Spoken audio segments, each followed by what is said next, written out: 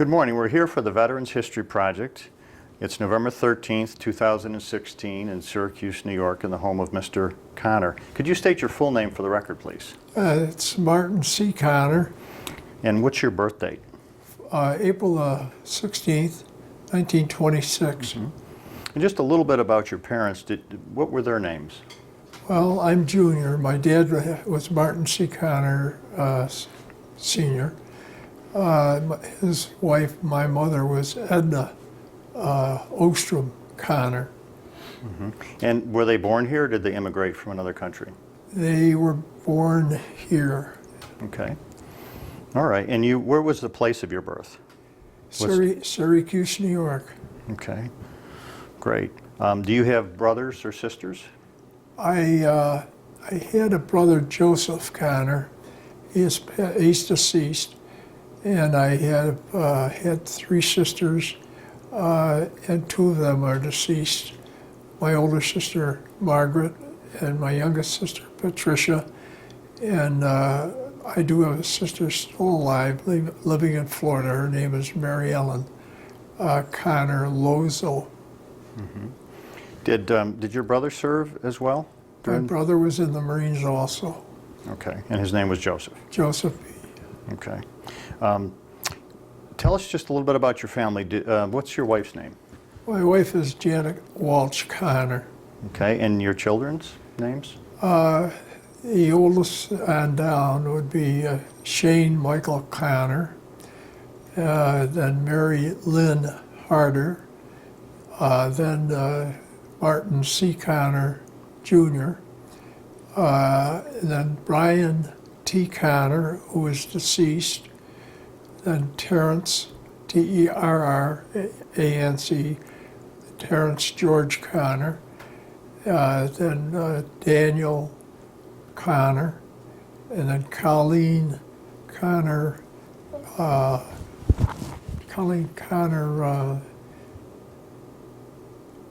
can't think of her married name. That's okay. All right, let's fast forward to Pearl Harbor. What was going on in your life the day of Pearl Harbor? Well, it's funny. I was at the Elmwood Theater, and I went out to get a bag of popcorn. As the intermission of the movie, and everybody was talking at the counter about the Japanese bombing Pearl Harbor, and I thought to myself, where is Pearl Harbor? I had no idea where, other than it was in the Pacific someplace. And that was the first time until nighttime when we heard about it on the radio. And then started reading it the next day in the paper. And you were in high school I was in, no, I think I was even in, probably a freshman. in high school, so ninth grade-ish. Right, ninth grade. Did it occur to you at the time that you might get entangled in this whole thing, or were you too much of a child? No, not at that time. I thought, our country is involved in this, perhaps at some later date. How did it make you feel? I mean, what was your mood or the mood of the country when you kind of discovered what had happened? Everybody was expressing themselves by being upset because of the way it was a sneak attack. You'd see in the weeks to come after that, you'd see depictions of the Japanese as monsters or devilish type people, that sort of thing.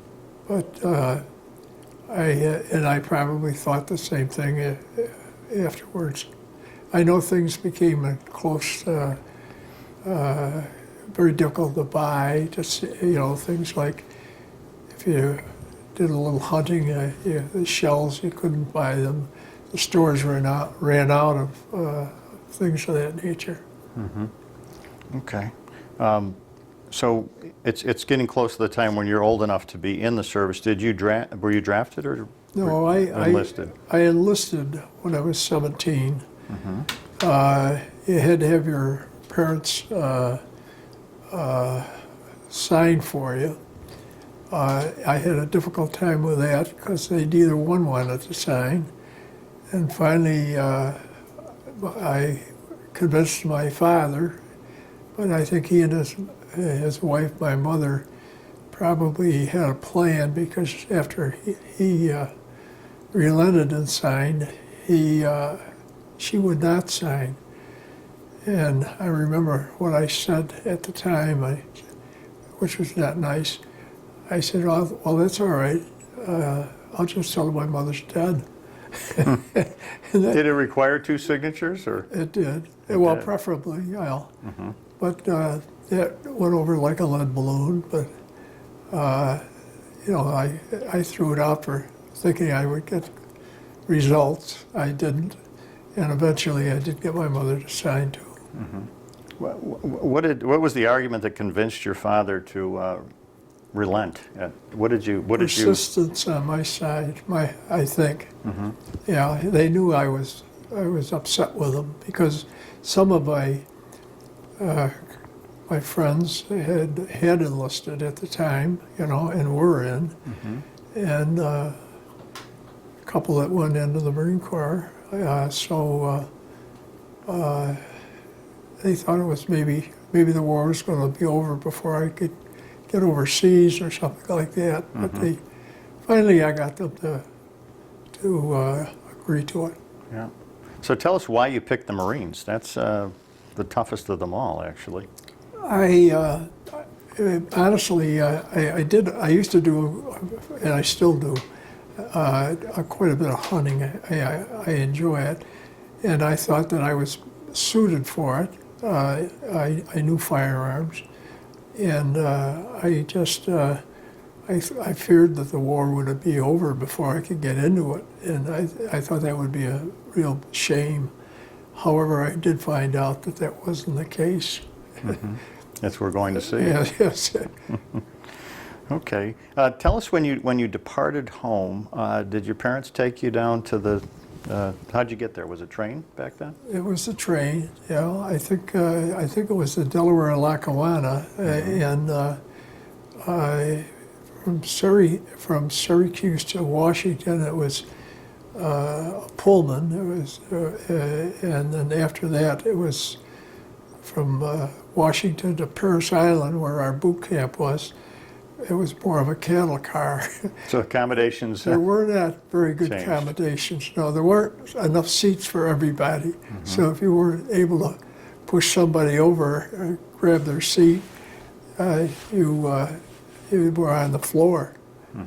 But Any parting comments from your parents, your mom or dad, when you were actually leaving? well, not that I recall. I do remember that a number of my student friends that were still in school, because I quit school to do it, saw me off, and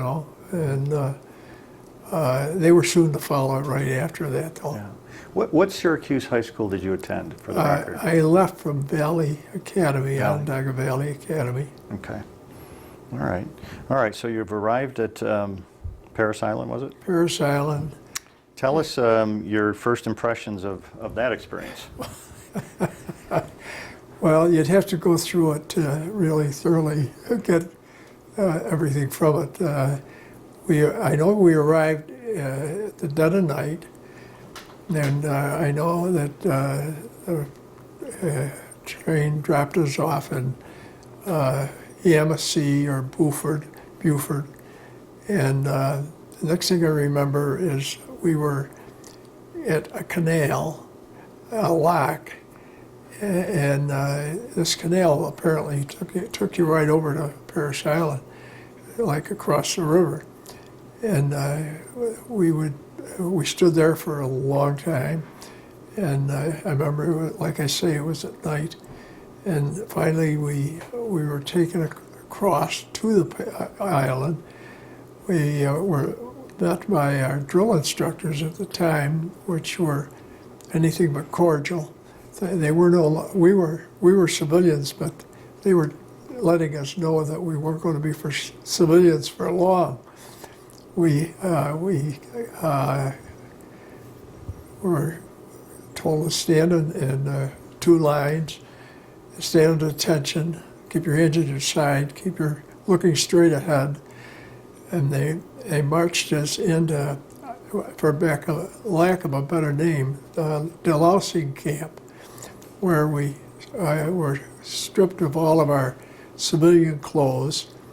The outer clothes were sent home, and we had to put them in a bag and make out the address slips and that sort of thing.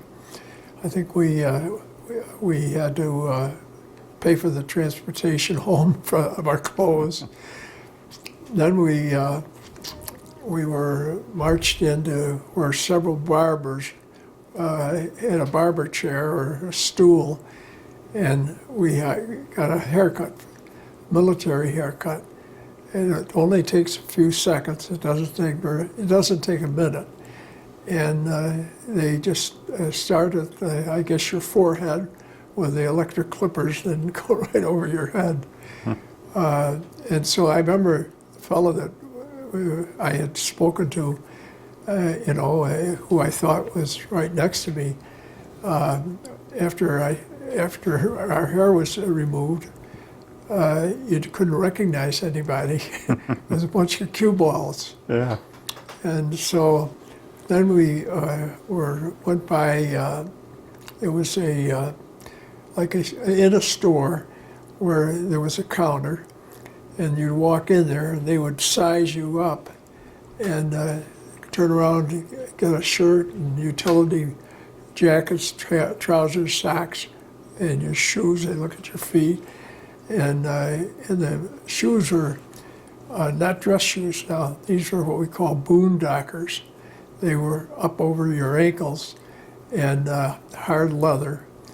And those are what we're going to wear all the time we were at Parris Island. The utilities were a jacket and trousers and our shorts and our T-shirts. And the shorts and T-shirts were green, dark, sort of a dark green. And we put those on, and I remember they looked awfully large on each one of us. Like the shirts were too long and the collars were too big and that sort of thing. It was all eyeballed, no measurements, just... Not really, no. Yeah.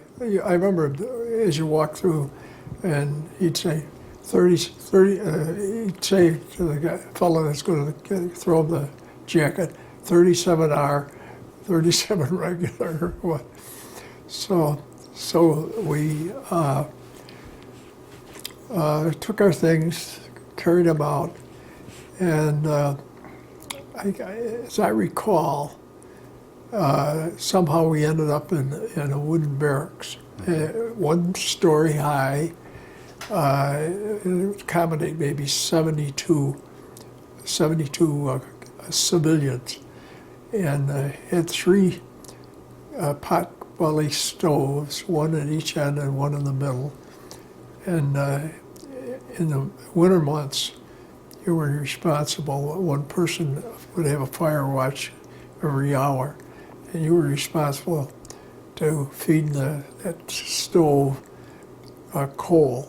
And if it went out, and say you went back to bed after you fed them, and you fell asleep, you caught hell the next day. What time of year were you there at training? Well, it was on up to, it was in the fall, so yeah, it was on up to, I think it may have included Christmas. Okay, so it's getting cool, so they were using Oh yeah, well you'd have the... ice, you have to go out and you had a fire watch, and you have to get water, a bucket, and it was left outside, and it had ice on it. So it was cool enough to have skim ice on it. Yeah. Okay. Tell us a little bit more about basic training. Just kind of keep walking us through your experience there. Yeah, well, basic training,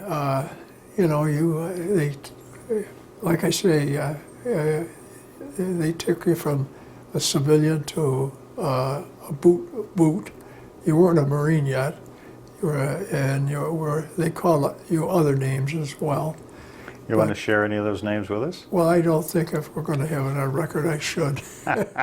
Okay, we get the idea.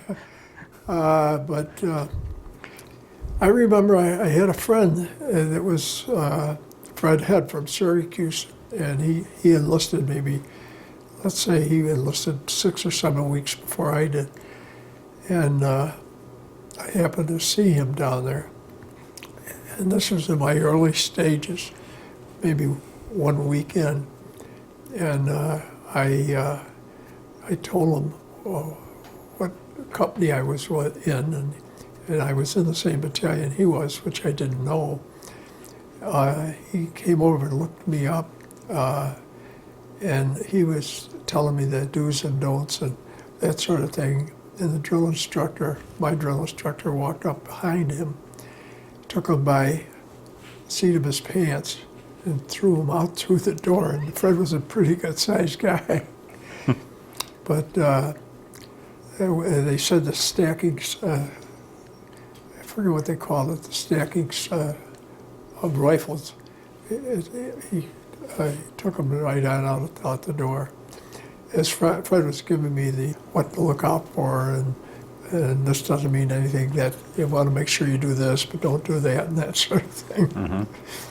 So I don't think the drill instructor knew me well enough to discipline me for that, because we all looked the same.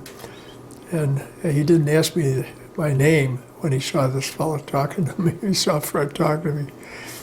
And Fred wasn't around long enough to give the drill instructor his name. Mm-hmm. How did you hold up to the physical rigors of training? I felt if other people could go from civilian life into being a Marine, that I could. And I just made sure that I did everything everybody else was doing. Mm-hmm. Some things is good, some things better, some things probably worse. Yeah. I was only 5'8". I'm still only 5'8", but I filled out from that. But I think if you have the proper attitude, you don't have any trouble. Mm-hmm. Yeah. So you pretty much towed the line, got along, or I don't think I got into any trouble. Yeah. Okay. Any memorable conversations with your drill instructors or things that you want to share with us about that experience? We really, you don't have, with your drill instructor, you don't have really a buddy type friendship. Mm-hmm. You address them as sir, yes sir, no sir, and you probably try to keep as low a profile as you possibly can, so they won't really remember any. As a drill instructor, they probably know the very best, and they probably know the screw-ups. Mm-hmm. The ones in the middle is where I think you want to be. Yeah, just not noticed. Yeah. Did you pick up a nickname anywhere along the way? At one time, red, because my hair was red. Mm-hmm. That can get you into trouble too, The drill instructors can't remember 72 people's names. And if you have, something that distinguishes you, like the color of your hair, so you can always remember, hey, red, you get this, do that. Now, you said you were familiar with firearms. How'd you do on the rifle range? I did very well. I did qualify as an expert rifleman, and this was beneficial. Mm-hmm. I made PFC out of boot camp, and I think it was largely because of how well I did do. I'd say maybe 10%, 7 out of 72 would get PFC. And you see some big guys that remain PVTs, privates. So I think that the fact that I could shoot and I did well. I remember on the course for bayonet. You had to run the bayonet course and do it in a certain sequence. And I know I did well on that, because it's noted on my discharge, my records. Which rifle did you train on? Trained with the M1. Okay. Yeah, the M1. The O3 is what the Marines prior to us used in training, and it was very accurate. They would tell me how much better it was. It was bolt action, whereas the Grand M1 was, semi-automatic. I think eight rounds in the clip.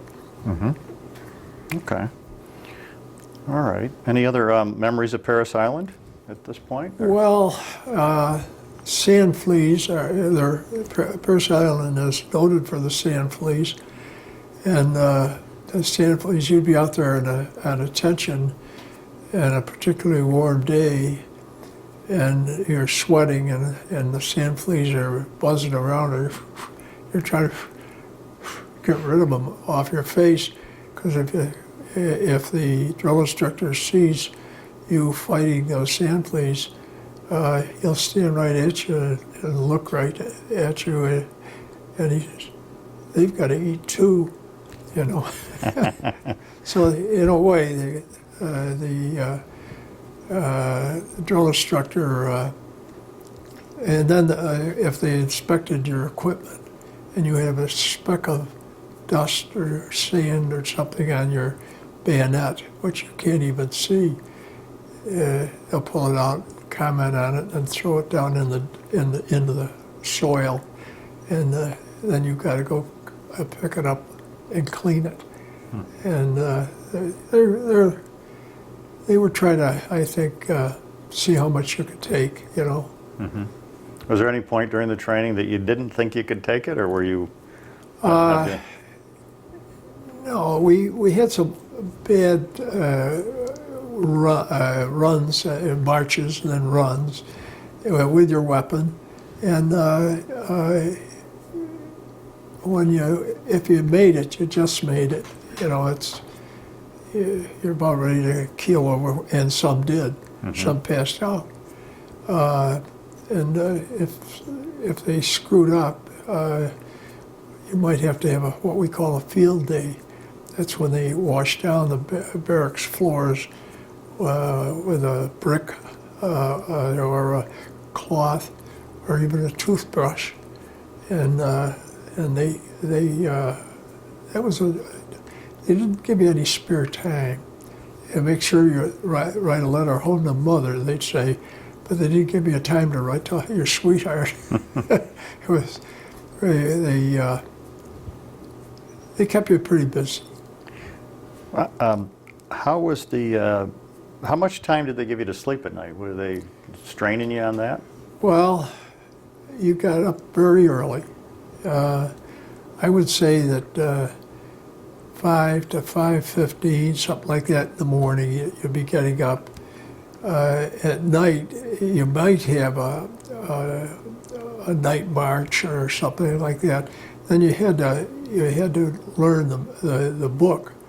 They had a book that you had the various drills in and that sort of thing, like left oblique, right oblique, about face, forward march, and you'd have to know exactly what everything is. If you walked into the guy in front of you or something like that, when when you made a mistake, you might sleep with him.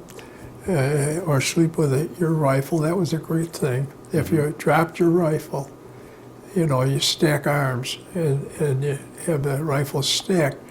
If they fall over, then you sleep with your rifle. And if it's your squad, you sleep with all of theirs, in your bed. Well, you don't sleep well. And How many is in a squad?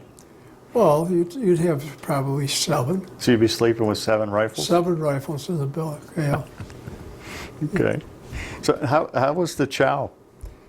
I didn't have any trouble with the food at all. You were hungry, and you ate whatever was, ever was given to you. We had metal trays, and they flipped the food on it as you walked by, and better finish what they gave you. You don't take it out to the garbage. Yeah. You might be allergic to it, but you still ate it. Yeah. Okay. All right. Anything else about Parris Island, or at this point, or did you? Well, Parris Island, as a recruit, is not a vacation land. Parris Island, as a Marine, is good duty. It's very close to a couple of nice beaches and that sort of thing. If it's permanent, have permanent duty there.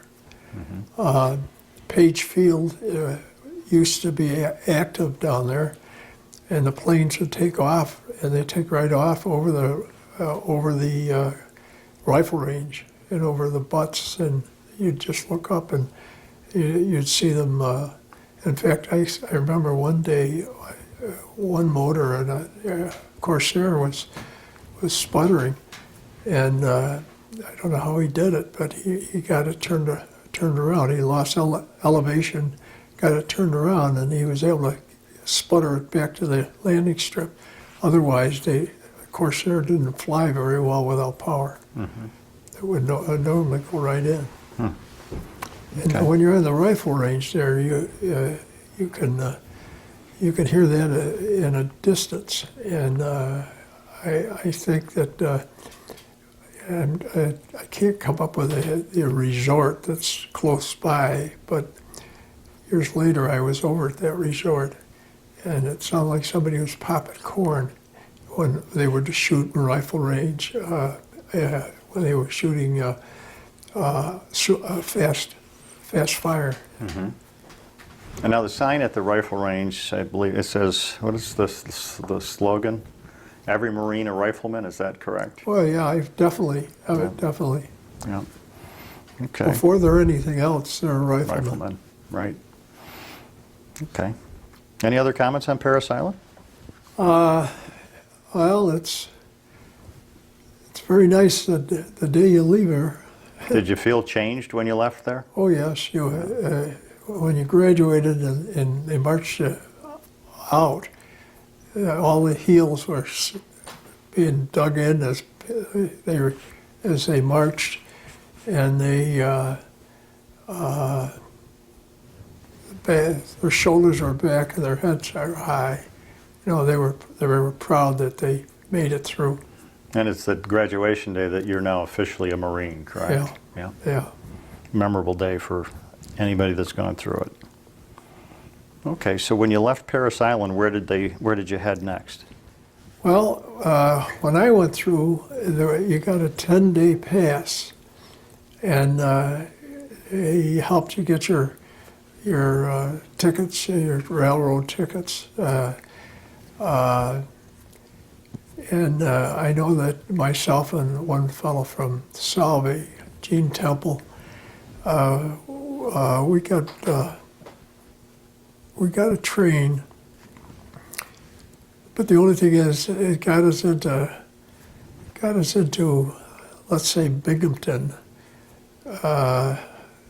maybe at 11 o'clock, 12 o'clock at night, and I guess it was the end of the line, and so we just cooled our heels until 7 in the morning. We couldn't even. The cars weren't on the road because you had gas rationing, so you just didn't have any traffic on Route 11, you know. But most Marines took advantage of the 10-day leave. Those that didn't, because they couldn't get home, they probably never saw another furlough until they got out of the service. So you went. Did you make it home for that furlough? I made it home. I got home in the morning. I think all my brother and my sisters were having breakfast.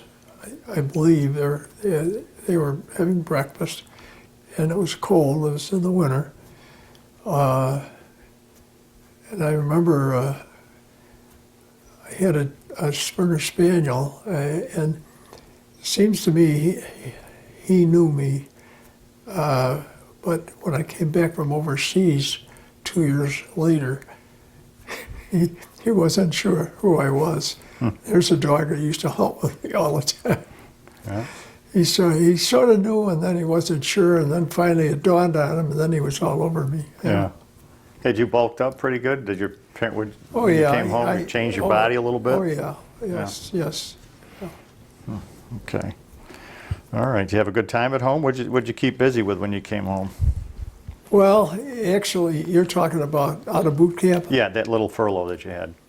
Time went by awfully fast. You know, and that was over, and you had to go back. And then I had to. You saw your friends, you know.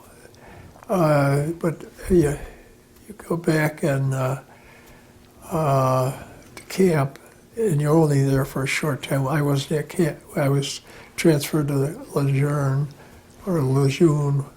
and I got back there, and I was only there probably a couple of months, and we were sent out to Camp Pendleton, and we went on a troop train, and they emptied out Lejeune, and we all went out there, and it was to start the 5th Marine Division. Did you have any specialized training in Lejeune? What did they keep you busy with there? It was in artillery and just a little training. Mm-hmm. I really, in California, at Camp Pendleton, that was training as a mortarman, but you were functioning as a rifleman. And the training we had in California was very good. In California, we inherited in the division, and it was just forming.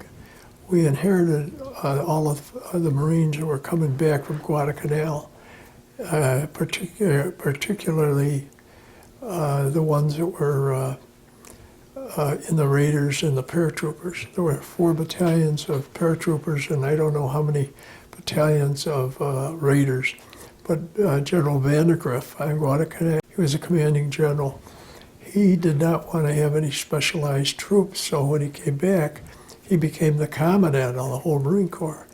And as I said, he did away with all the specialized troops. Mm-hmm. So I'd say 25-30% of them ended up in the 5th Division and also in the 4th Division. Mm-hmm. The 4th Division, when we got out there, had pretty well vacated the West Coast Camp Pendleton, and that's when we formed in.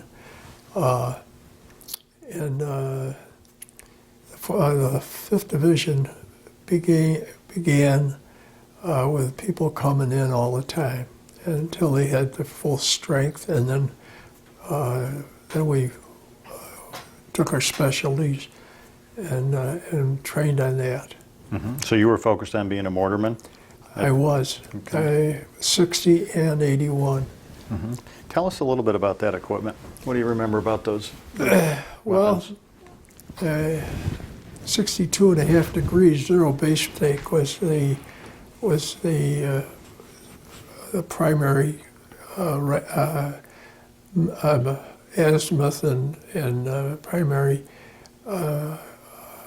put on the sights when you first start zeroing in on a stake, and you go left and right from that. And I liked it, but I wasn't certain that you're going to see a lot of activity in the mortars because they wouldn't be right on the line. I sort of was leaning in that direction to be more of a rifleman. And so I worked at it, so I knew it. But my first being an expert rifleman was to be with an M1 and fight, in the foxhole. Mm-hmm. Now, within the mortar crew, what was your specific job? Really, either base plate or bipod, or just generally helping out. See, you only need 3 men on an 81. You only need 1 man on a 60. And you say you've got 7 men or 8 men. The other ones are going to be either carrying ammunition or setting up a perimeter around the guns. For security? Yeah. Yeah. So you said base plate. Does that mean you had to carry the base plate? You had to carry a How much did bipod, that- base plate or tube, Give us an idea what a base plate weighed. 50 pounds, 40 to 50, So you were 45 carrying to that? 50. Pardon me? You carried that? Did you have to carry other personal Well, you'd things? carry your M1, you'd carry your ammunition. Every Marine had 2 hand grenades. You had your belt of ammunition around you, or a bangular of ammunition strapped over you, plus your pack. So, So how much were you carrying, do you think, all told? a lot.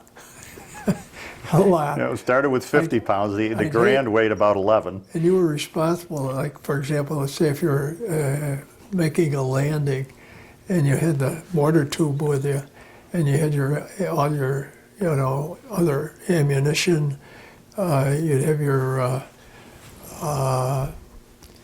all your useless mask for gas attack. That was the first thing we got rid of on the beach. And those that didn't carried their cigarettes in there, But we would have, you try to travel so you can be a little bit flexible, Mm-hmm. And there's some things that you were carrying that are not necessary, Mm-hmm. some personal items perhaps. Yeah. Okay, so anything else you learned at Pendleton while you were there, besides the mortars? No, Pendleton is a huge camp. Mm-hmm. We made,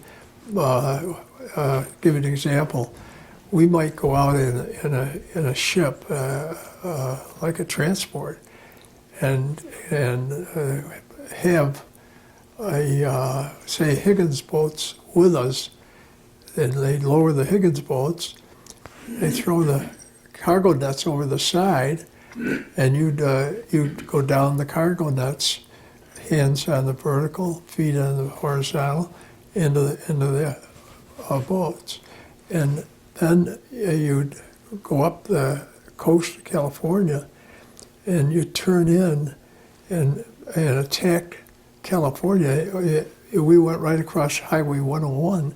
Traffic would be stopping here, and here the Marines coming across with their weapons. And, you get salt water on your rifle. They can mess it up awful fast. So you had to, after you got back to your camping place, and sometimes we bivouacked on the beach and spent a night or 2 nights there. So, but you'd have to make sure you kept your rifles in good shape so they would fire. Sure. Salt water would be a problem. Yeah. Okay, so you're perfecting your landing skills and learning to use the mortars. And anything else you did at Pendleton at that time? Well, Pendleton at that time was a wilderness. The barracks were up there, and they were nice barracks. They're new. But once you went through the gate, I think you went 16 miles before you came to your first barracks. It was a long ways in. I can remember seeing coyotes running back from the road when you're going up the road to go in there. But no, it's and there was some good little small lakes there too. There's a river that you'd ford. In the springtime, it would be high, and in summertime, it would be ankle deep. You could almost walk without any problems through it. San Clemente, I think it was at San Clemente. Was it strictly Marines there, or did you train with the Army at all? All Marines. All Marines, yeah. okay. Well, it was like all 5th Division because the 4th had been there, and the 4th had left, and the 4th had gone right into combat from the United States. They went right to the Inuiatak, Kwajalein, those islands. And then later on, they went to Saipan and Tinian. Okay. All right. Now, had your specific group had what's the official designation of your what you were assigned to? Well, 5th Marine Division would be our division. I think there was a name for the say all of the Marines in the theater of war that we were in, but I think we kept it in division, and there was a name, but I'm not familiar with it. Okay. All right. So what happened next? Well, when we went over, when we left the United States, we went over to our regiment. Went over first, 26th, and a month later the 27th, a month later the 28th, and that formed the infantry composite of the 5th Division. And then the 13th Marines was artillery, and they joined us. So when all 4 were over there, then we would do maneuvers with first, say, regimental, and then with all of the groups. Like Camp Pendleton is so large, they actually they'd have artillery practice out there. When we went over, we ended up in the Hawaiian Islands at Kamuela, which is up on top of the big island of Hawaii, and and Kamuela was situated in between, say, Hunaka on the east and the Kona coast on the other side. The one side was rained on almost every day. The other side was sunny, and the Kona coast is where, after the war, they put up all the beautiful hotels, the Rockefeller Hotel, and different nice hotels. But when we were there, you would go down to Hilo. That would be the big Liberty town or city. And you could go from Hilo, where our ships would pull in. Not many. The wharf wasn't that big, but they would pull in there, and you could go from Hilo up the Hawaiian, not Kamuela, this up on the rough side of where the volcanoes were, and that was not. It was very windy, and it wasn't very desirable. In fact, they'd have eruptions up there. But you get to the one city up there, or town, and cut across, and you'd be over in Kona. And in between those two is where we would have our maneuvers. I know where we have here deer crossing signs. They had donkey crossing signs. No, it's So they had wild donkeys. Yeah. But we were there for quite a while. We did a lot of training in Hawaii. How was the weather on the boat trip to Hawaii? Was it okay? I mean, that's a pretty long boat ride for your first. Well, our first time over, it took several days, but our ship, this is just a regiment now, our ship went over to Guam for the invasion, but our regiment did not land, and they didn't. We were floating reserve, so we spent a couple weeks over there, Mm-hmm. and then we ended up back, say at Hilo, and I think we're at Pearl as well, but we at Hilo, and we unloaded, and I remember it was raining. It was raining all the time, but it was raining heavily there, and we had to unload the ships. I remember we got some canvas tarps, and we used those as blankets. We'd find a level place and we'd pull those tarps up, and it'll be at nighttime. And we were just fortunate that somebody didn't get the idea of driving a 2.5-ton truck over there, because they would have got a squad or two of Marines. Yeah. But it was very wet over there. Yeah. They had I thought there were cornfields when I first saw them, but there were sugarcane fields and pineapple, and we had pineapple twice a day for a long time. I remember going to dinner after the war, and people we were visiting. It was they had a child, and I was the godfather, and for dessert they had pineapple. They thought it was great. I said I wanted to pass on it. Yeah. Okay. You mentioned you did get liberty once in a while. What kind of activities did the Marines partake in when they had some free time? Well, I would say on the island of Hawaii, it would be in Hunaka, Hawaii. I'm visualizing the main street. They had wooden sidewalks at the time.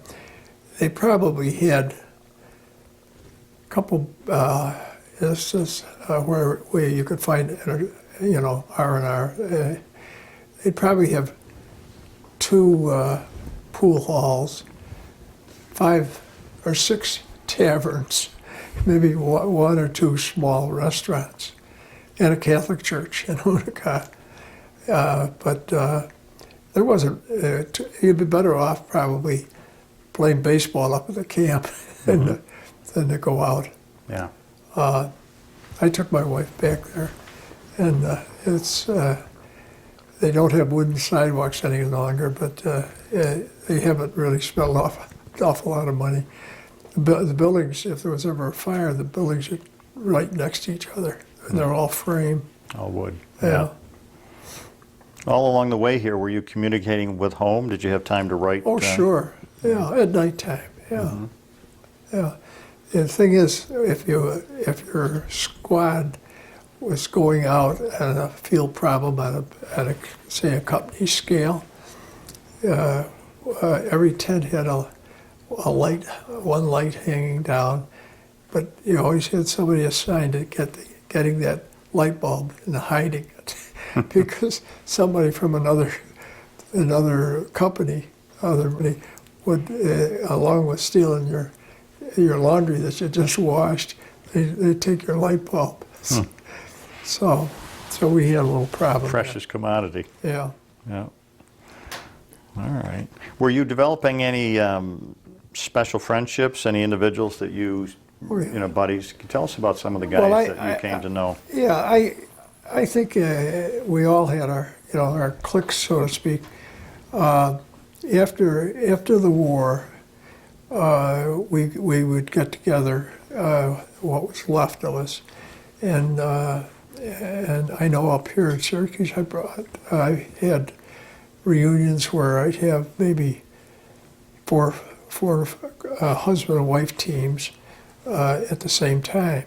And we'd take them up to the Adirondacks to Lake Placid and that sort of thing. And then there's some that nobody could get close to, and then there were some that you had great memories, and you made an effort to do it, along with the fact that we had division reunions. My wife and I have been to reunions East Coast, West Coast, probably 20, 25.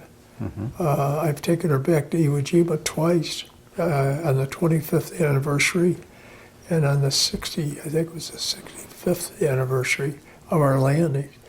And I met some of the fellows I knew before and some that are our friends as we see at all of the reunions. Now, I don't know that I want to go back there anymore.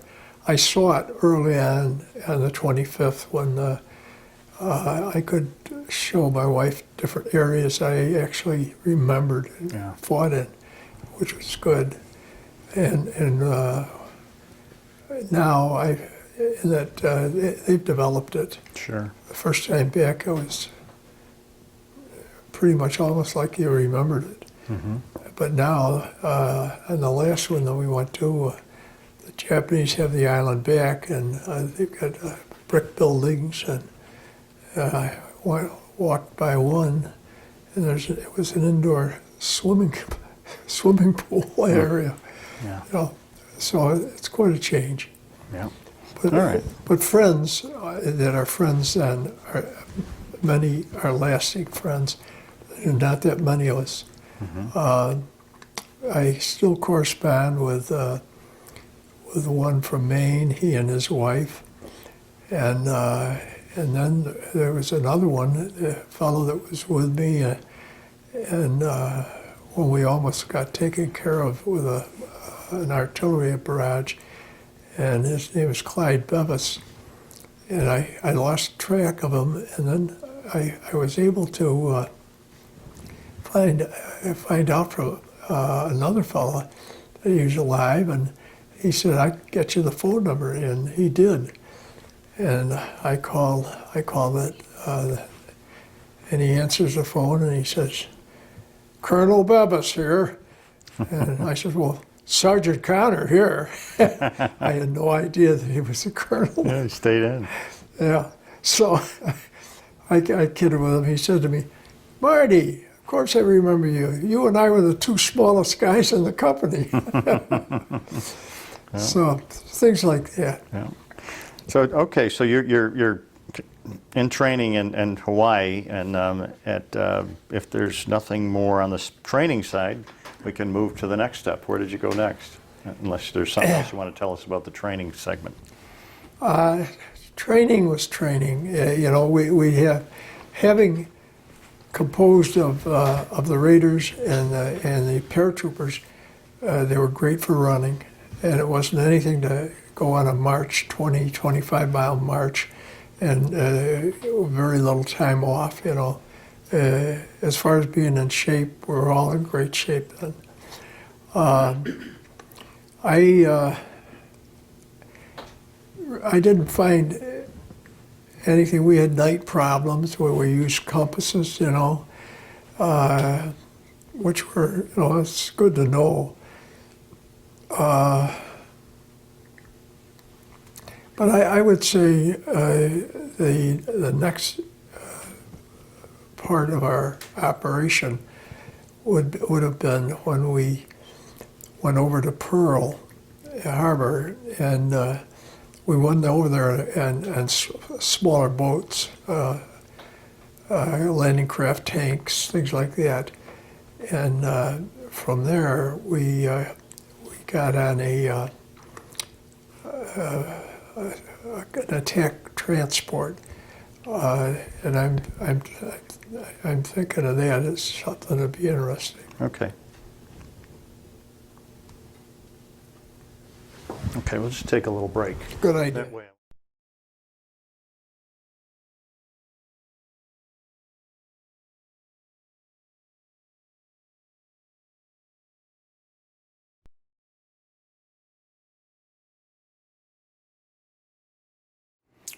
Okay, you're getting ready to depart for Pearl Harbor, so why don't you pick it up from there, and we'll listen in. Well, in Pearl Harbor, we boarded the U.S. Duel, which was a ship that was going to carry us into combat. We left Hawaii on January 27th, And we made a short stop at Eniwetok where we took on oil, and then we went on into Saipan, where we made some practice landings. I remember specifically that the seas were bad at Saipan, and we cut the landing practices short because we were filling a couple of those landing boats with water. Once we got on the Duel, we joined a convoy of some 800 ships, and I mean 800. And we were proceeding along when the Duel's generator went out. When that happened, the convoy passed along without us, and we watched it go over the horizon. Every once in a while, a destroyer would return and check on us and go around us once and head back to the convoy. We spent a full day by ourselves sitting dead in the water, and about nighttime, the generator was finally repaired and we fired up and went to join the rest of the convoy. It was nighttime, so I don't know exactly what position of the convoy we returned to, but by morning we could tell that the convoy speed had changed, and we were now, I guess, back at our original position. It was only a matter of a few days, and we were awakened by a change in the sounds of our engines. They were going much slower. I went back up on deck with it still being dark. I could see that the other ships, the cruisers and battleships, were surrounding Iwo Jima. We got an early call for breakfast that consisted of steak and eggs, which for some was their last meal. That was unusual fare for a normal sea duty, but when you were going into combat back then, that's what you were treated to. Probably somewhere in the neighborhood of 7 o'clock, we started going down the cargo nets into landing boats. We called them Higgins boats. They had a ramp in front. We got in the Higgins boats, we moved away from the Duel and joined a wave of other Higgins boats. We rendezvoused with them and circled for 2 or 3 hours, maybe more. Then we heard that we were going to commence our run to the beach. So the coxswain sped up our boat, and we and the other boats headed in. It being some 500 feet high, Mount Suribachi stood out prominently as we approached the island. I remember from hunting ducks and geese back home that when they would fly over, I would try to count them. And here I was looking up and counting our Corsairs and our Hellcats and our dive bombers peeling off as they came toward Iwo Jima in various formations. As they came over Iwo, their primary target seemed to be Mount Suribachi. They were dropping napalm bombs on it. I watched these planes, and it seemed like they were doing what they were doing. It was almost as if they were on a movie screen. They continued to bomb Mount Suribachi all the time we were coming in.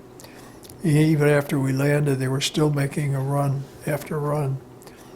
Finally, we came close to land, and just before we hit Red Beach 1 and Red Beach 2, someone said, "Okay, brace yourself." Then we landed, hit the shore, the ramp went down. I ran out onto the beach. I never got my feet wet at all. We headed to the north to our right. I noticed that the beach was quite firm where the waves had come in and packed it down. But directly to our left was a sandy, to our left it was sandy, and they were 2 very long terraces. Each one was 15 to 20 foot high. The first one you went out into sank in from the shins to your knees, and usually your knees would be on the ground and you would be sort of crawling up in this area. Prior to even climbing up the first terrace, I was seeing some of my friends. I saw Fred Head from my company and also another Syracuse boy. I said something to Fred to the effect of, get your dead butt, let's get going. Fred was carrying a 90-pound radio on his back, and I don't know how he ever got up the terraces, but he managed. Sergeant Bill D'Amelia got hit right off the bat. He had arterial bleeding from the face and neck. He died right there on the beach. Next, I went by a small crater with 2 young Marines in it. I can still see them there when I close my eyes, and I noticed how young they looked. One had part of his arm blown away, and they both looked very gray and were obviously dead. A fellow from Syracuse named Bob Dillenbeck was also killed on the beach. He was a sergeant, and it was his second tour of duty. He had been through Guadalcanal. There was one other fellow from Syracuse from the north side that got killed on the beach, and I don't remember his name. Then I saw Sergeant Armstrong and Gunny Sergeant Hyatt. They were old salts. Between the two of them, they had 20 to 25 years in the Corps. For whatever reason, I ended up following them, and we worked our way up one terrace and over another. Then we were on the flats. And the thing we could see really close was airfield number 1. We headed in that direction, and I wondered why our wave hit way down by Mount Suribayachi. When as soon as we got out of the Higgins boats, we headed to the right all the way to airfield number 1. There were 4 of us in the group, Sergeant Hyatt and Armstrong, my good friend Paul Bellow, and me. Once we reached the airstrip, I saw on the end of the strip that was on the east side of the island what looked like a junkyard for Zero planes that weren't serviceable anymore.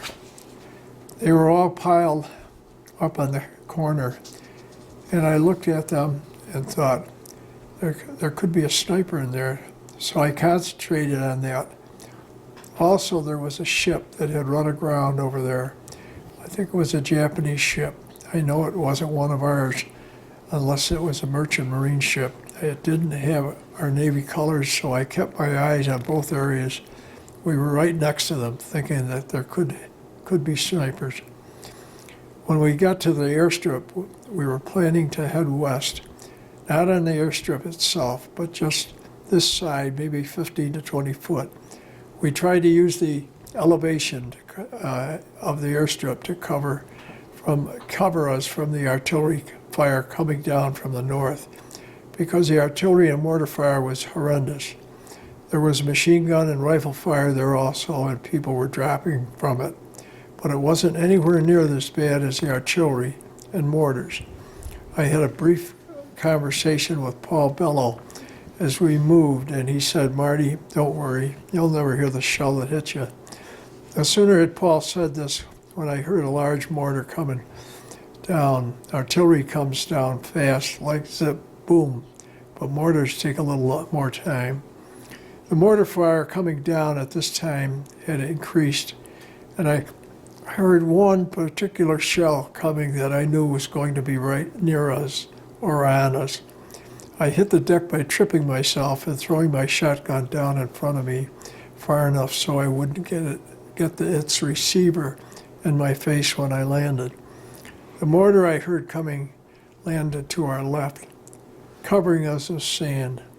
I looked at Paul, who had just told me, "You'll never hear the one that hits you." I said, "Paul, you son of a bitch, they don't come any closer than that." Paul said, "Marty, I guess I was wrong that time. This was just bravado on our part." As soon as the shell landed, we got up, as did Sergeant Hyatt and Sergeant Armstrong. We continued across the bottom of the airstrip, and it wasn't very far past that I know we were going west, and also went back towards Suribachi. We reached this place where there were several craters that must have been caused by American planes dropping bombs. I dug a foxhole on the western rim of one, and Hale, another Marine in our squad, started digging right next to me. I got myself down so I could look over the top of the hole and see what was going on, but at the same time I could get out of the bomb area. About that time, a corpsman who recognized me came over, went down on one knee and said, "Marty, your buddy just got hit." I said, "Who?" He said, "Fred Head." He knew that Fred and I were both from Syracuse, and he knew we were friends. I started to go over to Fred, who was in a shell crater near mine. There were a string of them, but the corpsman said Fred was badly injured, and he said, "No, don't go. We have loaded him on a stretcher, and we're moving him back down to the beach to be evacuated." That morning on the beach when I saw him, it was the last time I saw Fred for about 2 years. All that time he was in a hospital. As night fell, we moved from our position in those big bomb craters and went further west. And I moved to a much smaller bomb crater. A Marine named Hale was there, and one other who was in headquarters company, but not in the mortar section. We got ready to settle in for the night. Right then I wanted to clean my weapon. I had a shotgun at the time. I wanted to clean it because it was only good for one round. Yeah, I didn't want to take it apart though, because we were so close to a road that if we had to advance, I knew I couldn't get it back together fast enough. I would like to rely on that one round and the 2 hand grenades for the night. As it got dark, Hale and the other Marine decided they were going to eat their D-Day ration. We had one ration that we had picked up in Hawaii just before we left. These rations were handed out, and we were all instructed that they were rations we could eat on D-Day that were special. I wasn't that hungry, and it was dark by then, so I didn't bother with mine. Hale and the other Marine opened theirs, and they had sort of a fruit and nut candy bar in them. They both commented how special and different it was, and how it was made in Hawaii. I decided I'd save my bar until the next day. First night was a long one. Both Hale and the other Marine were able to sleep. I wasn't. I just kept looking and seeing what movement there was. When morning came, I decided I would have my special candy bar fruit and nut bar. When I opened it, I saw all these little white things crawling on it. It was full of maggots. So I said to Hale, "How did you enjoy that fruit bar last night?" He said, "It was good, it was good." I said, "Well, take a good look at mine." He didn't care for that. Both of them were a little upset. I told them, "Just think about all that protein you got. It will help carry you through the day." Soon Hale and I decided to move, as did the other Marine. At that point, we were receiving incoming random artillery shells, and he got hit. Hale and I continued on and linked up with the mortar section. I was asked to go with a Marine named Fobbit and one named Hurst to repair a communications line which had been severed. 3 of us went toward the west side of the island, and we passed a number of pillboxes on our right. The other 2 moved out before I did. I was trying to trade my shotgun because it was only good for one round for a rifle. I think it was a Marine named Clyde Bevis who let me have his rifle. Clyde was going to finish digging the foxhole. We would be in while I was gone. In the meantime, Fobbit and Hirsch were way out in front of me. I was trying to catch up. They had come across the break in the line and repaired it. The 3 of us headed back, but when we drew near our position, we realized the Japanese had bracketed it. There was a short round and a long one over our mortars. I spoke with Neil Barry about this event years later, and he said we had 2 rounds in the air that we had fired. We were just getting ready to register in on the target when the Japanese figured out what we were doing and commenced firing for effect. I ran to where Clyde Bevis had dug the foxhole and dove in, and Forbett got hit. Running back, Hirsch got into a hole where Forbett had been headed. The pattern of the Japanese were firing consisted of about 16 rounds, 4 rounds from 4 different artillery pieces. We could hear them creeping our way as they exploded. Clyde and I had a round that landed right behind our foxhole. I tried to keep my mouth open to avoid bursting my eardrums. The last round was so close that when it exploded, we could taste and smell the citric acid. The round had been so close to us that we were covered with sand and debris. I had my little prayer book out while all this was going on, and by reading and praying, I could keep my sanity. It actually took my mind off the shelling quite a bit. Finally, the Japanese let up on the shelling, and what they did was wait about 5 minutes and start again. I think they observed some of the guys getting up and moving around, so they decided they were going to give us another round of 16 shells. That's what they did, and it was the same thing all over again. We had another shell that landed right behind us, and I knew they were shooting the same pattern. I remember saying, I don't know what possessed me. It really wasn't a prayer, but I just said, Jesus, save me. Jesus, save me. And it calmed me down, and it was amazing how that worked. After this barrage lifted, we waited a little while longer. We had lost the 2 sergeants that I followed on D-Day. Sergeant Armstrong and Sergeant Hyatt were both killed. Other than that, there were a couple of others wounded but not killed. It was amazing. Years later, I was talking with a Marine who had been in the engineering section of the 5th Division, and he asked me what group I had been attached to. When I told him I had been attached to a mortar section, he said, I saw a mortar section that got completely wiped out on D-Day. He described what he had seen, and he was describing our mortar section. Sergeant Dahl had a little dog, Increment, there, and it was Increment that the Marine and engineering had seen running around. I told him that was my outfit. We weren't wiped out, but we could have been. After the barrage, I remember we left our position, leaving our mortars there, only to go back and pick them up about an hour later and go to another section of the island. D+1, which was the second day on Iwo, we moved to the north. Our group was always on the west side of the island. 1st Battalion, 26th Regiment didn't fight on the middle of the island as much as they fought from the middle to the west. There was a small gravel pit road that went up the island on that side. At one point, we passed a quarry. It was mainly a hole in the ground that was vertical on all sides, and on the north side there were 2 caves. On our 3rd day, we moved out in the morning. Artillery would start firing, landing shells closely ahead of our lines. They would lay down a barrage, which would commence about 7 or 7:30 a.m.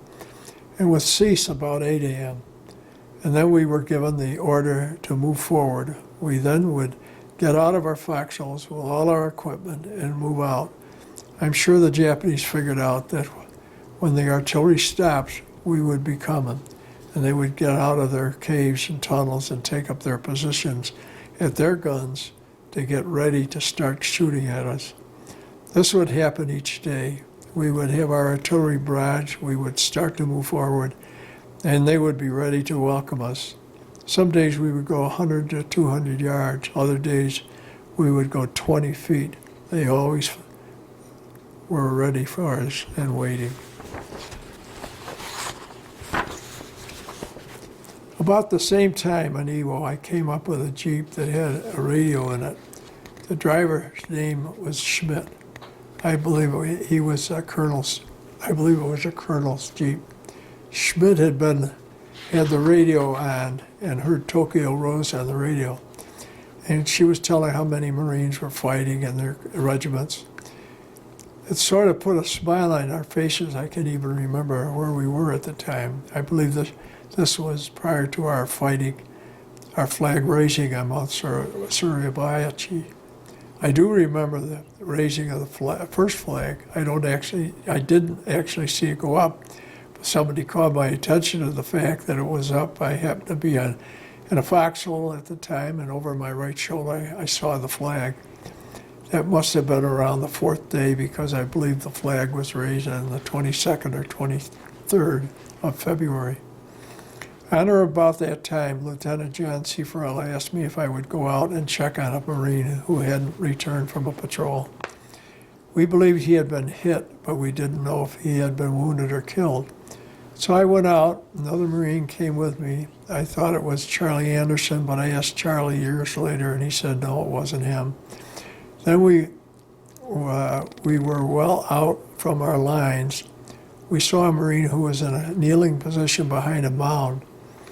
He cautioned us as we approached him that there was a sniper who had this place covered. I went across the area anyways, and the sniper took a shot at me. He also shot at the Marine who was with me. Once across, we told the other Marine why we were out there, and he said he was out there for the same reason, trying to locate the Marine who was missing. We went further out, and the Marine we had been sent to find was dead. On the way back, the Marine we had met earlier was no longer there. We discussed crossing again, and I said, let me go first, and then you come. Before you come across, I want to take a look and see if I can spot the sniper. I went across, and he shot again, and I took a cover behind a small mound, and I looked in, and I looked, but I couldn't see a thing. The ground was fairly cleared off there, so I moved on a little further out. I still couldn't see him. By now I was fully exposed and could see all around me, and all of a sudden there was a noise by my left ear like a firecracker going off. I jumped back behind the mound, and I knew the noise I'd heard, the firecracker noise, was a bullet going by my head. Fortunately for me, the sniper had shot at my head instead of my chest. If he had shot at my chest, he would have gotten me. Afterwards, I thought about it, and I believed he must have been right-handed, and when he squeezed off this shot, he must have moved his rifle barrel, because he just missed hitting me between the eyes, and the round went by my left ear instead. That incident made a believer out of me, and I said to the Marine who was with me, come on over, I'm not going to go through this again.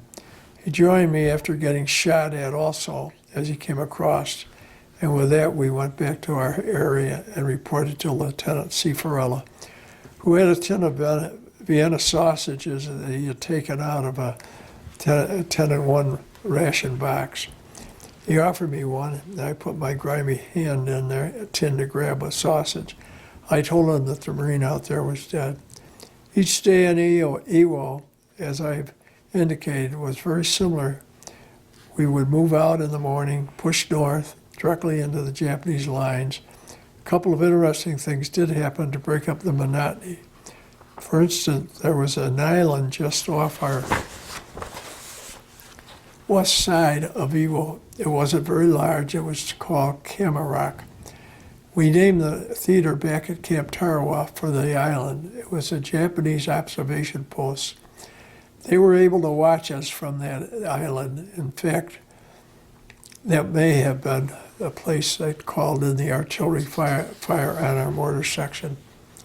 Another interesting thing that happened to us was at about 11 o'clock one night, Sergeant Delisle came by and got me and 6 or 7 others because there had been a report that there were 2 Japanese barges moving down from the north along the west shore. These barges came in and landed just opposite from where our battalion was dug in. So in the dark of night, we made a skirmish line. Hale was with me and Sergeant Roger Delisle.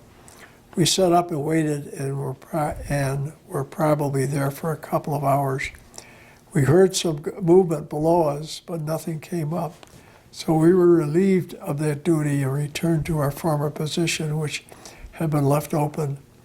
I knew that Hale was with me that time, and I recall that we saw what we believed to be a Jap directly south of us. We could see him silhouetted every time a star shell burst, and we could see another Jap on our left. It wasn't clear enough to shoot because I knew Sergeant Lau was up and around checking positions.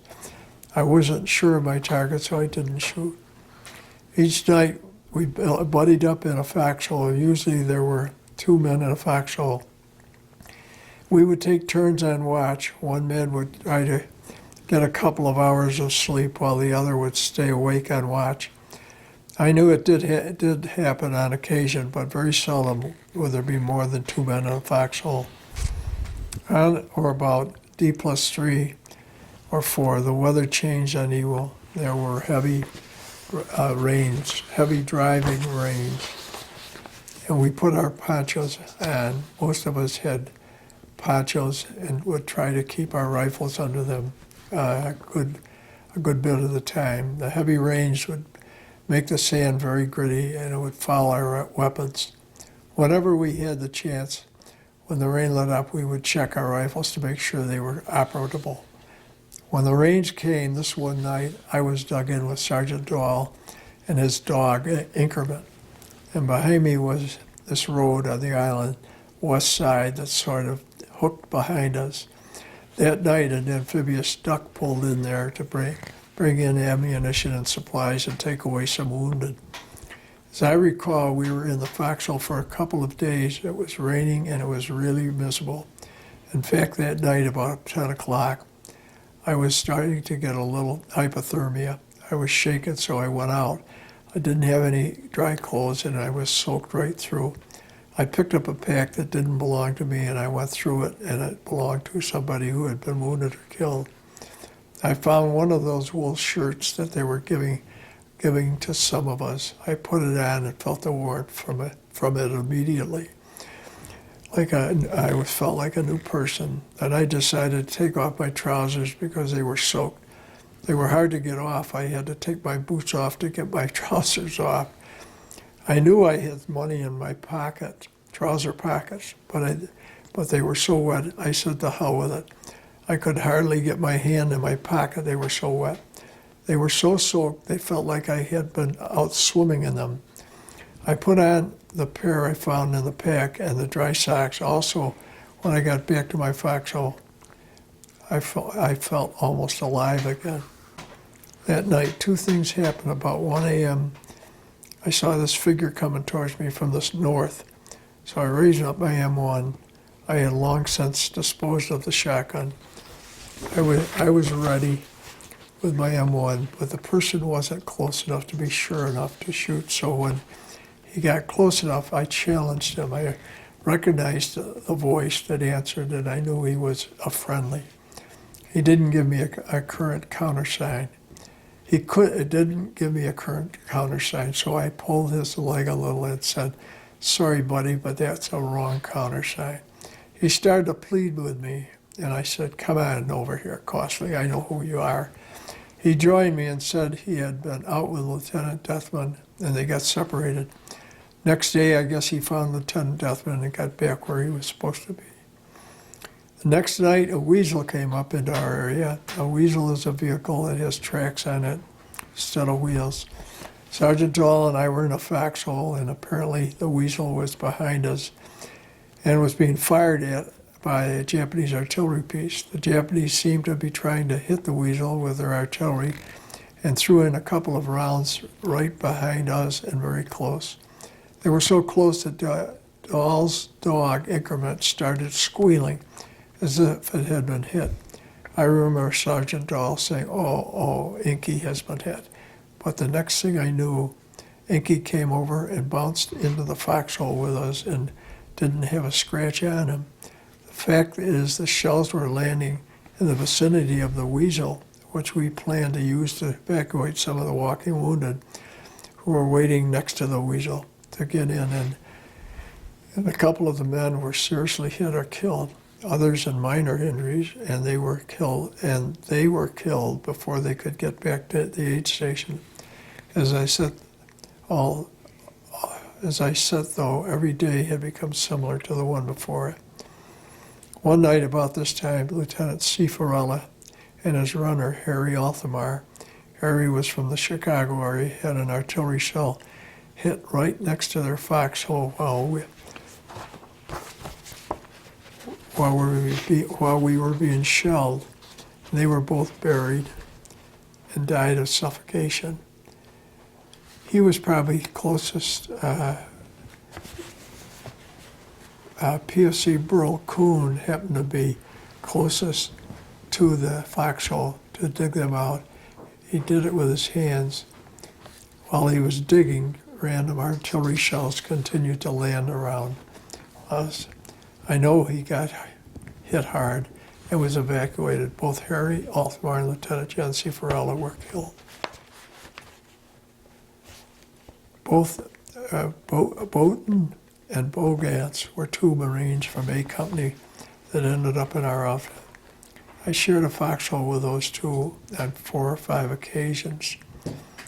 At night, Bogance was always picking on Boughton. He was always kidding them. They were both fine Marines. They both ended up getting through Iwo, and I think Bogance shipped over and had a 20-year career in the Corps.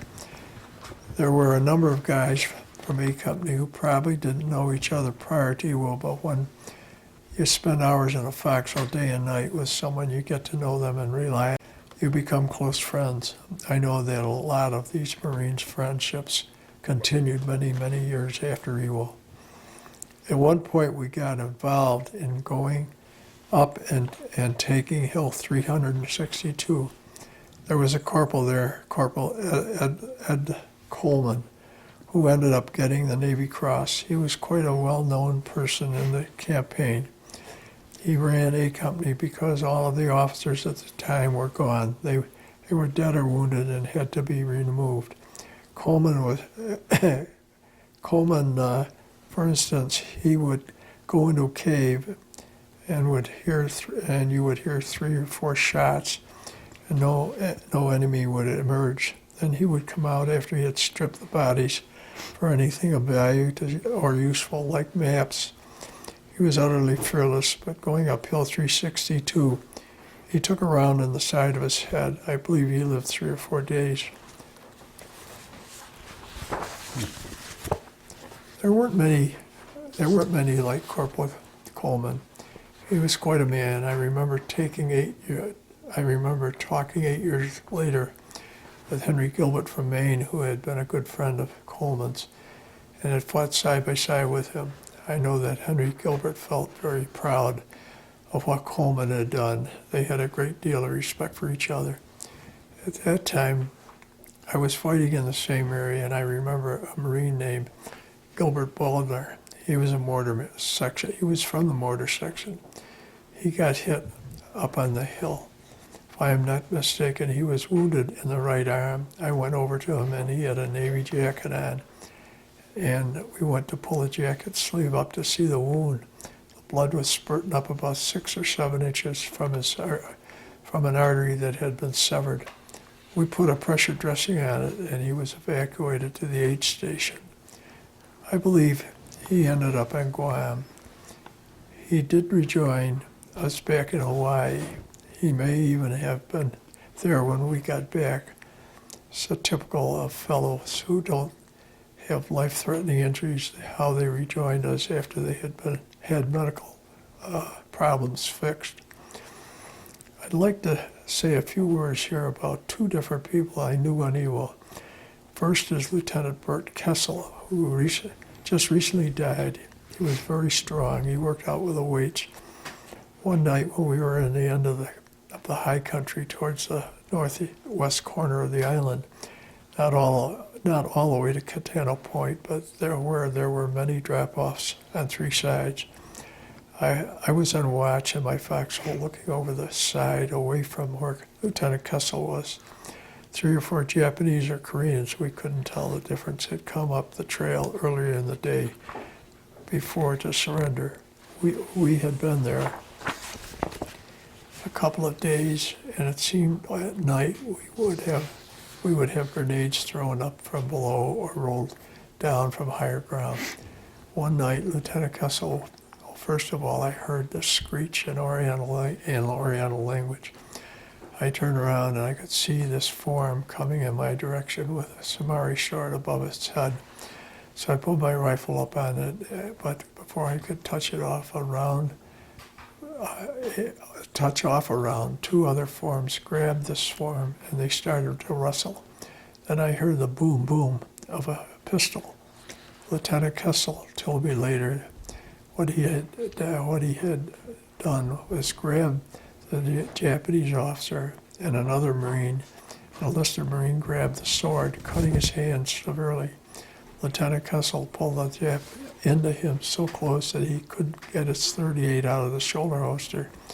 So finally he had to sock him, and he said he heard the Jap say, "Ugh," when he got punched. Then he moved away from him far enough so that he was able to shoot him. He gave him a couple of rounds. Some other Marines threw the Japanese officer over the cliff. The next day, one of the enlisted men climbed down to try to get the sword scabbard. There were some shots fired, and he never came back. He was shot, I believe, and killed. These things happened. We had a sergeant welfare with us who had a similar experience. He dragged into his foxhole a Japanese soldier that came close to him, like Lieutenant Kessel. He was a weightlifter. He killed the Jap with his K-bar knife. There were many people I fought with on Iwo who were really outstanding and stellar. I spent many, many nights with Jack Gill, Paul Bellow, and others. We fought together. We were together towards the center to the end of Iwo, and the casualties were mostly severe. The Japanese early on, I think maybe not intentionally, then again maybe intentionally, would shoot to wound. They would shoot at the lower extremities. I think because if they hit a Marine there, it would take 4 men to carry him out on a stretcher. Towards the middle to the end of the island, it seemed everyone was getting serious wounds, getting it in the head, the neck, and the chest. They were all fatal wounds. I remember Jack Gill got shot through the shoulder. Jap was aiming at his heart, I think, because just as he bent over, the bullet hit him, and it was a clean shot through the shoulder. It didn't hit a bone. Had he still been standing up, he probably would have caught it in the heart. Jack went back to the aid station. They bandaged him up, and he was only a day or so, and he was back on the line fighting with us. There were a couple of things that happened to Jack and me. There were a lot of ravines on Iwo. Towards the end of the island, they sort of ran down to the direction towards the north side or the northwest side. In this one particular instance that comes to mind, Jack and I started down a ravine and immediately began having grenades thrown at us from in front of us. There was a rock big enough for us to get behind, and he went out one side of it, I went out the other. We then started down again, and we had 2 Japanese commit hara-kiri right in front of us.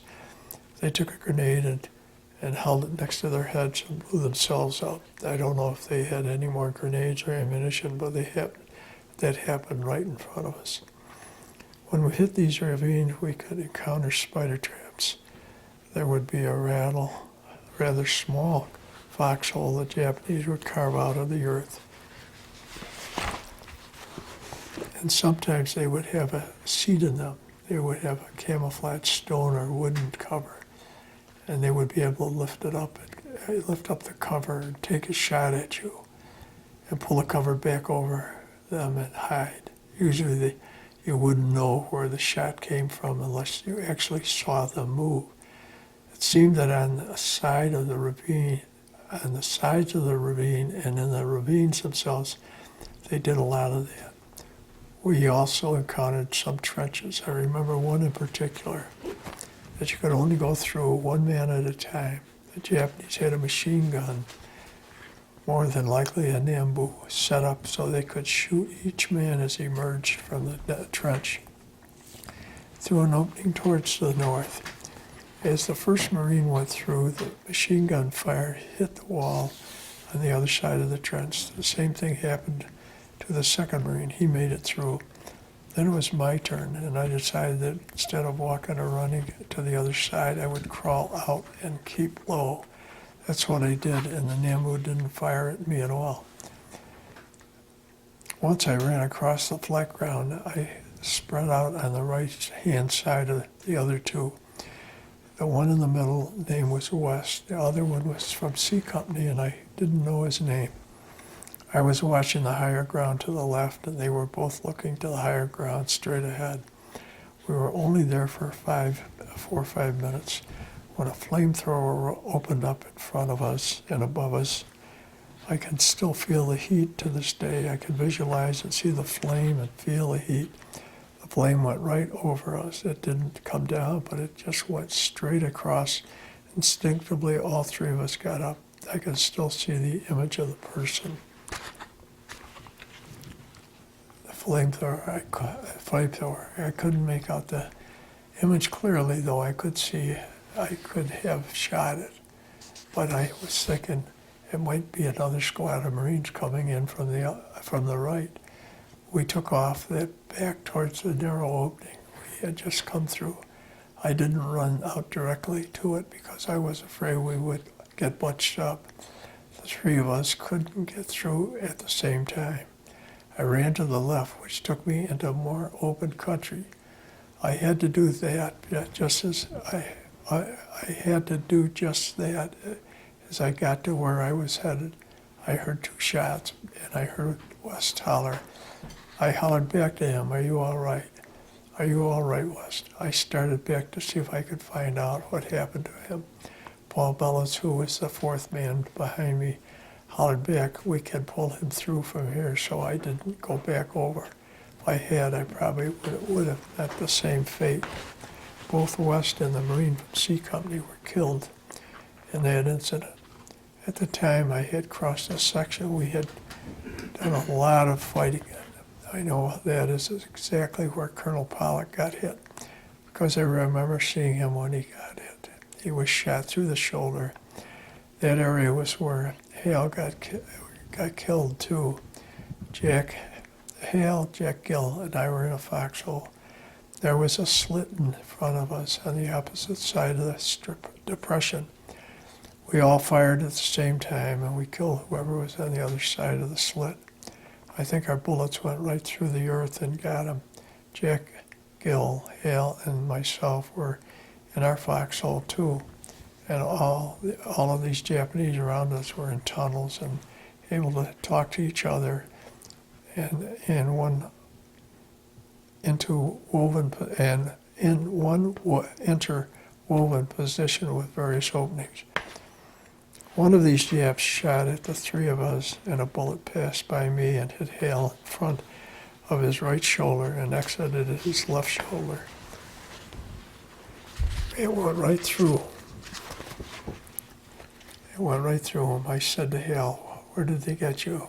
Where are you hit?" He said it went plumb through. He was from Texas, and he was a sharecropper. His whole family were sharecroppers, and that's the way they spoke. It went plumb through. Jack Hill, who was on the other side of Hale, had already been hit.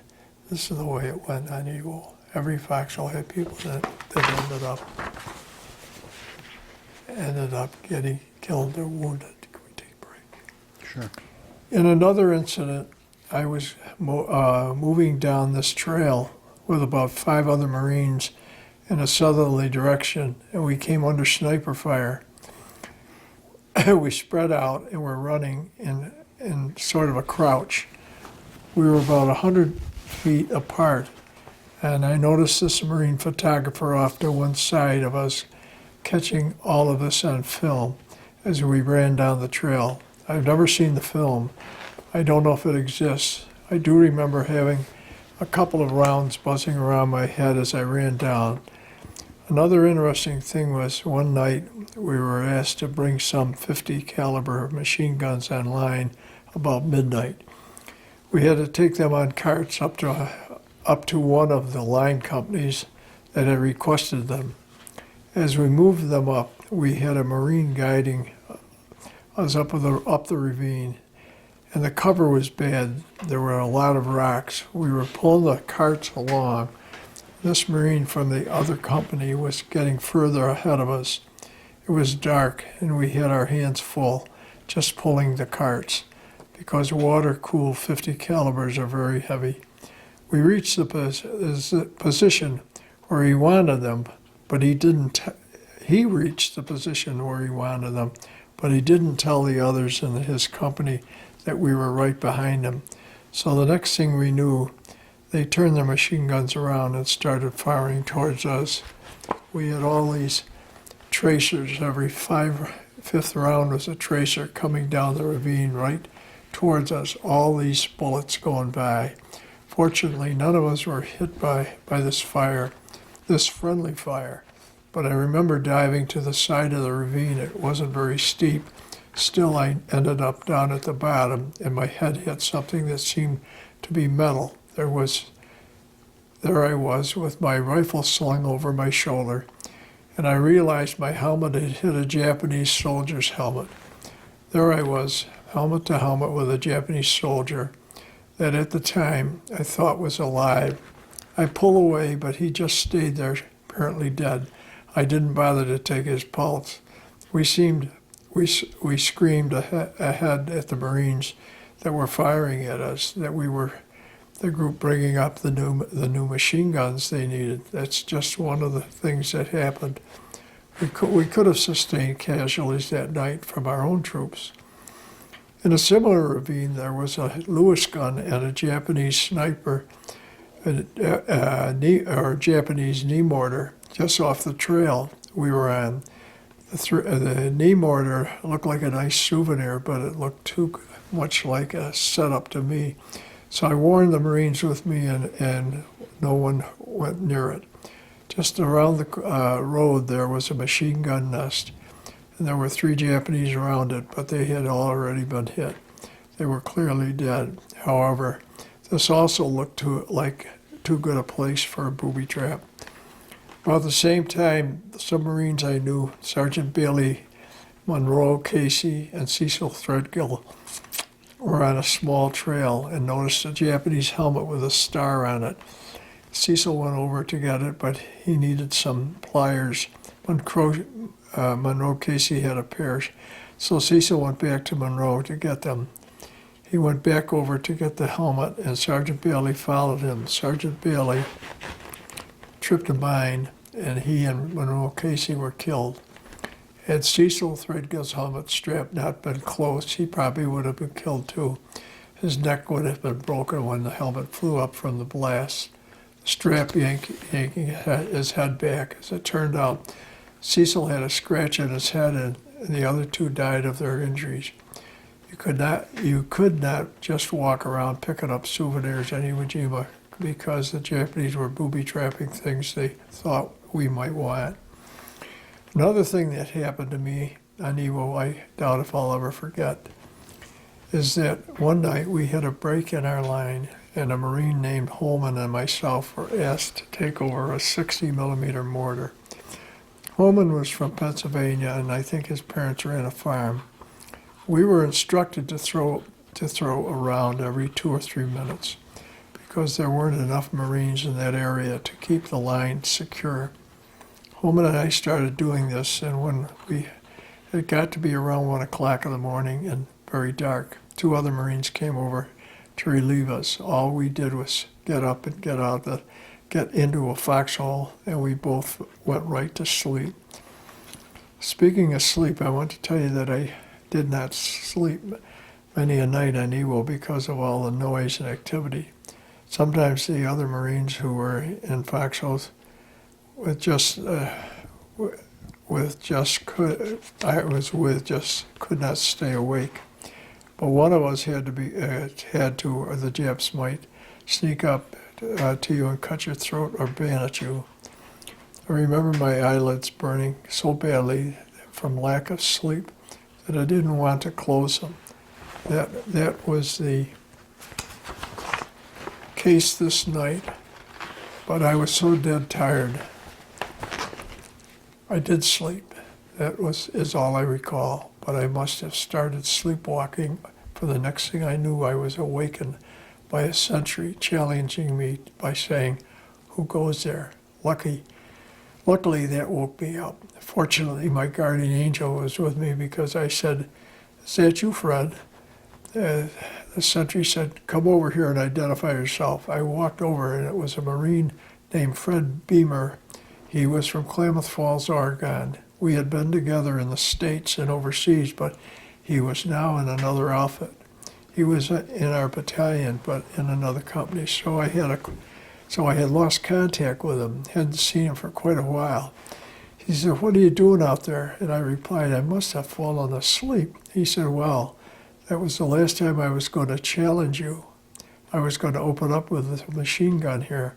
I only heard one challenge." He said he had challenged me 3 times. This one was one of those times on Iwo where your guardian angel saved you. And another day up by airport number 3, Sergeant Delisle and Corporal Art and Gilbert Balder and I met with 3 other who were on a patrol. As we came over this rise, we saw a Japanese artillery piece. It was a dual-purpose gun used for shooting at airplanes as well as at ground targets. We thought it was a weapon the Japs weren't using. However, we couldn't help noticing when they turned the gun on us and we were watching it as it fired. Corporal Art and Sergeant Delisle hit a round, hit right in front of them, and they were both killed instantly. They had binoculars out and they were looking at it as it fired, and they were both killed. The other 4 or 5 of us went to the right, which would probably be east, and got down behind a high spot where there was a shell hole. We looked over and we saw the gun was being pointed in our direction. 3 or 4 of the Marines said they would get out of there, and they took off. Went directly back from the shell hole. Nothing happened. They got out of there, and the gun didn't fire. I didn't go with them. I thought I would go in a different direction. I had taken my pack off as a couple of those Marines had, and the pack was out on the ground, and I was trying to visualize what I was going to do. I decided I would pick up the pack by the straps, just grab it and run. I would have to go to higher ground as the other Marines had. And I got up and took off. It was like in a dream where you're running and running and you're not getting anywhere. All of a sudden, a machine gun opened up on me, and it started hitting about a foot to my left. These bullets were going into the ground alongside me. It's a good thing I didn't bear to my left, or I would have gotten my backside and the left side of my body. Without getting hit, I made it to higher ground and was able to locate the other Marines. We found out the artillery piece was not in our sector, so we could not call firepower down on it, nor could we shoot at it. All I could think of was how crazy this was. I never did find out whose area it was. It could have been the 3rd Division area at this time. That is how far our patrol was over to another regiment's sector. Towards the end of the Iwo campaign, 1st Battalion, 26th Regiment, or what was left of it, fought in the last 2 pockets of resistance. One of them, you had to be lying straight out on the ground, and immediately in front of you, the earth dropped away into a ravine. On the other side, the enemy was dug in, and you could see them jumping between rocks and boulders and firing at you. If you raised your head, you would have gotten a bullet through it. This is the way the fighting went in those last pockets of resistance. Later that day, I recall looking behind me and seeing this is a true story, General Hermel. He was walking along in clean utilities on and no weapon. He might have had a pistol, but if he did, I didn't see it. He didn't carry a carbine, which most of the officers carried. But here he came, walking along. It was a miracle he wasn't picked off, although at this point, a lot of the Japanese were heading away from us, trying to get out while we were advancing. General Hermel was a brigadier general and the assistant commander of the 5th Marine Division. He was the highest ranking officer to land on Iwo Jima on D-Day.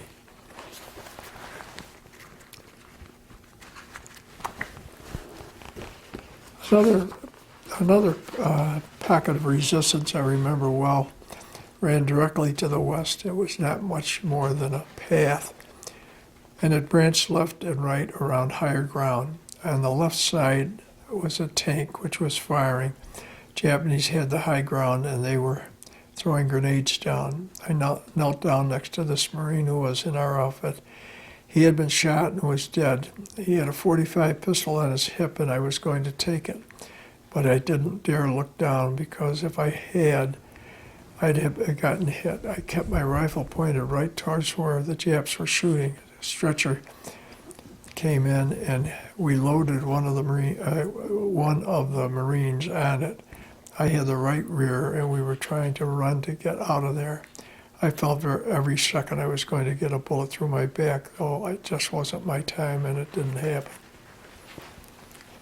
One other time when we didn't have a stretcher, we put this wounded Marine on a poncho. We made 4 corners out of it by rolling it up. It didn't have the support of a stretcher. His wound was in the back and it was gaping, as if someone had thrown a softball into him. He had already been given morphine, but he wanted to be put down. I had the right front corner of the poncho and I was trying to convince the other guys to let me carry him on my shoulders so I could run in a crouch. I wanted to do it this way because when we had him on the poncho, his back was so curved and pinched that he was in horrible, horrible pain. He was screaming to be put down. We were taking heavy fire just then and we couldn't stop to change anything. As we pushed forward, a lot of things happened. One time, about nightfall, Lieutenant Alan Barrett and Sergeant Hutchins were talking. It was still light enough to almost be able to distinguish 2 people. The 2 of them were on a road. I was about 20 yards from them and they were standing next to each other. Suddenly on the west side of the road, a shot rang out and Sergeant Hutchins was hit. I believe it was a head wound. He lay keeled over and died. I spoke to Lieutenant Barrett about this many times afterwards because Hutchins was a fine Marine. He had a Samari sword that he had taken off a Japanese officer in combat, and he was well respected, well thought of. Lieutenant Barrett was eventually wounded and evacuated from Iwo Jima to Guam. He wanted to get back on the island, though. He thought he should be back with his men, so he boarded a plane and returned to Iwo. They landed way down at the airstrip, and he hitchhiked on a truck in the direction of B Company around this time. A Company and B Company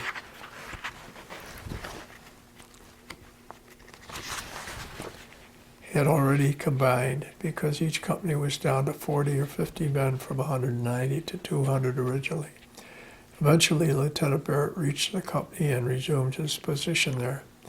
One thing that happened to A Company early on when they took this hill, there were Marines on top of it around the entrance. The Japanese gave the impression they were going to come out and surrender. They didn't. Instead, they blew up the hill, and several Marines from A Company were injured or killed. A Marine named Gene Sorelli was one. He was a big man, 6'4" and about 245. Amateur heavyweight boxer in the Golden Gloves. Another Marine was Henry Gilbert from Maine, who was also injured and evacuated. Many others were lost and killed. Another explosion that took place on a hill happened at night. The Japanese were supposed to surrender at 11 o'clock. Gilbert Balder and I dug our foxhole out from the opening of the cave and just off out to one side. We set up, and I remember Balder was going to take the first watch. I laid down and fell asleep. When 11 o'clock came, instead of coming out and surrendering, they blew up the cave.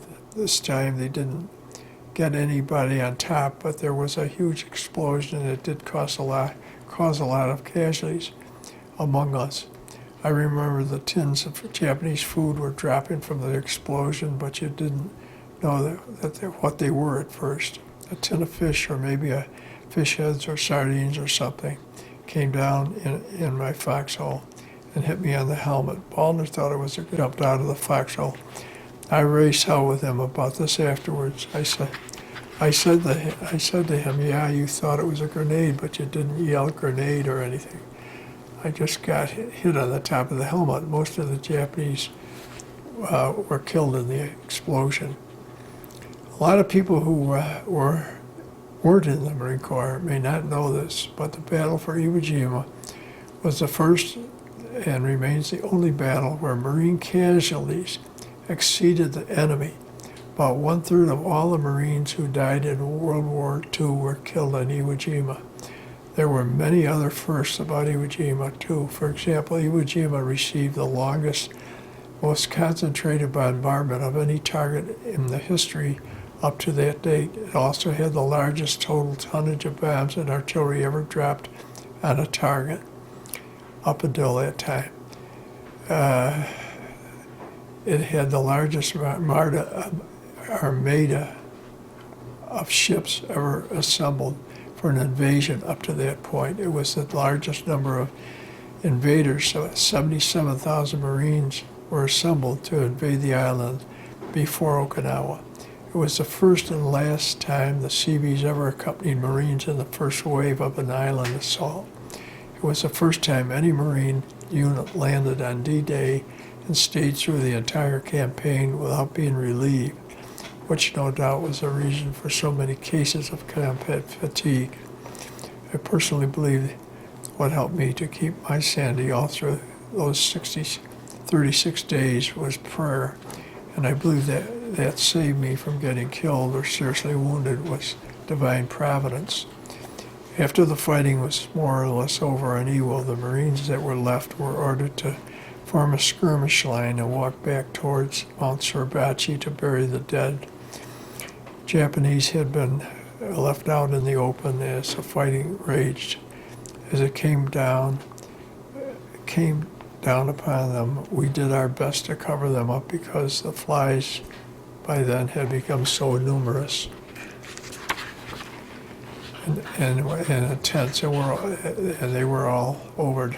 So what we were supposed to do was cover them up best we could, try to put them in the ground. We did that pretty much all the way back to our encampment, which would have been our battalion area. When we arrived there, it was getting towards evening. The tripwire flares had been put up around the entire area so that we would have some security from marauding Japanese soldiers that might still be left. While the flares were set up, I believe it was a reserve Marine from one of the replacement depots who had not seen a tripwire flare become very curious about it and went over to take a look. Apparently he was looking straight down when somebody accidentally tripped the wire, and this poor Marine was struck in the head with it and was killed. This was a sad story, a thing to have happen to a man who had gone through so much fighting and probably had many narrow escapes only to die in this manner. The same evening I was awakened in the middle of the night by a Marine who told me that I was assigned to an outpost in front of our lines for the rest of the night until daybreak. I was not aware that I had been assigned to this duty and argued with him, telling him he had the wrong Marine, but the argument just went on until finally, even though I was dead tired, I took my M1 rifle and went out to the outpost, got in the foxhole and set up, and clearly someone had been there before me because there was a shelf in it with a number of grenades, and I took stock of all of those things I had for the rest of the night. I stood back alert and watching. I did hear one shot behind me that night. I found out later it was a Marine who was also on sentry duty who shot a Japanese soldier coming down the trail. I heard that this Japanese soldier had his bayonet on his rifle with fresh blood on it, so he had just used it at some point just earlier. For the rest of the night, thankfully, it was relatively calm. Next morning, when it started getting light, I was relieved of my duty, went back to the area in which we were bivouacked. It was there I learned that we were going to leave Iwo that morning, so I got all my gear and field transport pack, and as soon as I did, we marched in formation, at least that what was left of us. 1st Battalion, 26 Marines, we went down to the shore and where the first sergeant had a roster of who was supposed to be going back. The roster contained the remains of our 1st Battalion and the replacements we had gained for all of the dead and wounded who were no longer in the battalion. We got in a Higgins boat and went out to our transport, which was quite a ways out from the island on the west side, just as we had gone down the cargo nets on D-Day when we were getting ready to assault the beach. Now we had to go up the nets and into the transport. I remember going up very vividly. When I had gone down, I was 150-pound Marine in good condition. Now I went up the nets, I was about 123-pound Marine, and nowhere near as good condition. To put it mildly, going up, just as I did going down, I put my feet on the horizontal and my hands on the vertical. When I got to the top, I had a hard time getting my leg up far enough to get it over the rail. And 2 Navy swabbies took hold of me and pulled me over. I remember I just laid there on the deck looking up at the sky and just being very happy to be there. In fact, I think I laid there for what seemed like a couple of minutes, but it was probably just a few seconds before I rose to the kneeling position and was able, with the help of the swabbies, to stand up. I think the next thing I did was to go find out where I was going to be sacking in and put my rifle away. At that point, I was willing to turn in my ammunition. I had some souvenirs I wanted to make sure I didn't lose, so I stowed them in the bunk underneath my blanket. Next place I had was the shower to clean up and shave. After we cleaned up, we were fed chow, and towards evening our ship headed out to sea. This time the ship carried the remains of 3 battalions of Marines. A battalion consists of about 1,000 or 1,100 men. So this time we carried a regiment, which was 3 battalions, and the artillery battalion was part of the 26th Marine Regiment. Thus we had all of these Marines on board. A number of them were replacements. The ship accommodated all. One of the things I remember was that on the way to Iwo, when we went down to chow, we stood up waist-high metal tables where we went when we ate. But on the way back, there was room so we were able to sit down to eat our chow. There was far fewer Marines going back from Iwo than there were going, even though they represented a regiment, and the ones that came back were just a percentage of a battalion. In 1970, a group of Marines got together. They were about 36 of us with our wives, and we went back to Iwo Jima. This was a trip that we put together by a Marine from Sarasota, Florida. He did a spectacular job getting us there. We got back over to as far as Japan, and we were told that the planes we were flying, the jet transport planes, could not fly to Iwo, that the airstrip wasn't long enough to accommodate them. But we were able to get to the United States Air Force, to fly us to Iwo for $650 per person. We landed just prior to a Japanese contingent coming in, and they landed in a large jumbo jet. They had a contingent that had been coming to Iwo once a year on the anniversary of our landing, which was February the 19th. When we were on the island, I tried to find a Japanese person who could understand and speak English. I did finally find one. His name was Washi. He was a Buddhist monk. He was in charge of helping the bereaved Japanese families who had lost a relative in the battle, and he knew nothing about what had happened to them. He was staying in contact with these families and trying to find items that had belonged to their loved ones and return them. Most Marines who were on Iwo brought something back home that they picked up as souvenirs. I had a diary and pay records and letters and pictures and other things that didn't mean that much to me because I couldn't translate them. I started sending my souvenirs back and encouraging other Marines to do the same. Washi was amazing.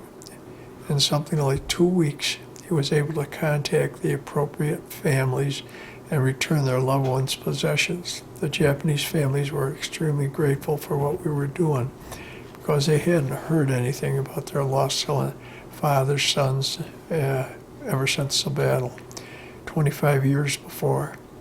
That is how something very good came out of a chance encounter. Soon a local paper picked up on the story and the article was passed around. Other Marines started sending me things, and through the years I have probably received more than 100 items of Japanese memorabilia that were taken as souvenirs. Many Marines sent me battle flags, and I sent them to Washi. He was an elderly man, though, and ultimately passed away. Another Japanese man who lost his father in the battle for Okinawa and never knew him. He was just an infant when his father died, and he has taken over for Washi and has dedicated his life to receiving whatever items that are sent back and returning them to their owners' families. He was highlighted in a recent CNN program that was shown internationally. We haven't seen it here in the U.S. yet. The CNN show has encouraged people to return souvenirs taken on Iwo to be returned to the grieving families of Japan. More than 19,000 Marines were wounded on Iwo and 6,821 were killed. As such, it is the costliest battle in the Marine Corps history.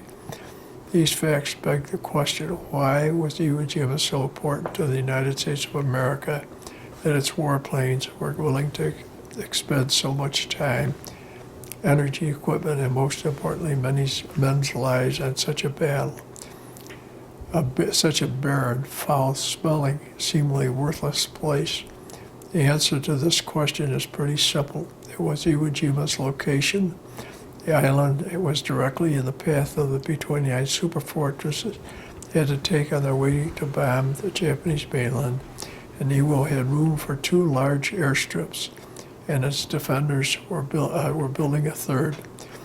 Thus, the island would send up fighters to harass the B-29s on their way to Japan and back. Also, the island's defenders could warn their countrymen in Japan that the B-29s were on their way, giving them plenty of time to get their anti-aircraft batteries and fighter planes ready to give the American planes a warm reception. With Iwo in American hands, B-29s could be based along with fighter escorts that being so much closer could accompany the B-29s to Japan and back, giving them invaluable protection. Last but definitely not least, if Americans controlled Iwo Jima, they could provide a haven for stopover and a stopover for B-29s damaged while bombing Japan. This meant that many aircraft and their crew would not have to ditch their planes at sea, and if they were so much closer to the American-held land, they might just be able to make it back to Iwo, where they could get needed repairs and take off for their home base again. All of these things ultimately came to pass as a result of our men winning the battle for Iwo Jima. The Americans who fought on Iwo Jima in the end had greater numbers of men, material, and technology superiority than the Japanese, but I believe that it was the raw courage, a spirit de corps, and fighting spirit of the United States Marines that at the end won the day there. Admiral Chester Nimitz once said, among Americans who served on Iwo Jima, uncommon valor was a common virtue. I believe from my own experience that could be said was absolutely true. That's it. I hope it comes out all right for you.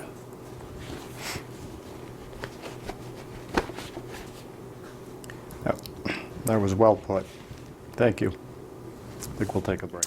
I'd like to ask a few follow-up questions after hearing the story of what actually went on during the battle for Iwo Jima.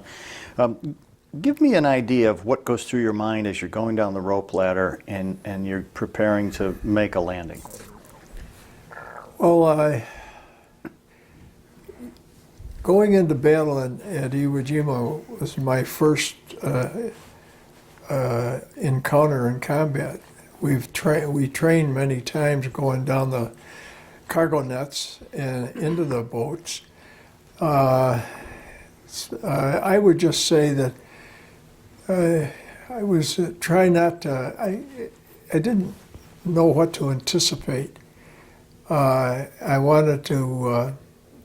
did want to see what combat was like, to see if that I would hold up well, and I didn't have any problems from it. The ride in with the boat, everybody seemed to be encouraging everybody else. Some people were quiet, but I thought that generally speaking, everybody was looking forward to seeing how well they were going to do. Mm-hmm. I know that's what I thought. And when I witnessed it in combat, nobody wants to see a friend get hit and die and suffer. So we're all brothers, so to speak. We trained together, we ate together, we fought together, and I think almost every one of us would put our life on line to save one of our brothers, and that did happen. And I think of these corpsmen, when a person in combat would get injured, shot, and the person that shot him, the sniper, he's still out there. He got the one, and here the corpsman goes out, kneels down, starts the plasma, starts turning off the flow of blood and the bleeding, knowing that there's somebody that caused this that could do it again, which they did. Yeah. In some cases they targeted the corpsmen, didn't they? Oh yeah. Yeah. Sure. Well, they weren't protected at all, in any way other than by their own people. Describe for us, we have a sample of the volcanic ash. Maybe you could show that to the camera. Describe for us what it's like to operate or walk or in that. Describe it. 'Cause Quicksand.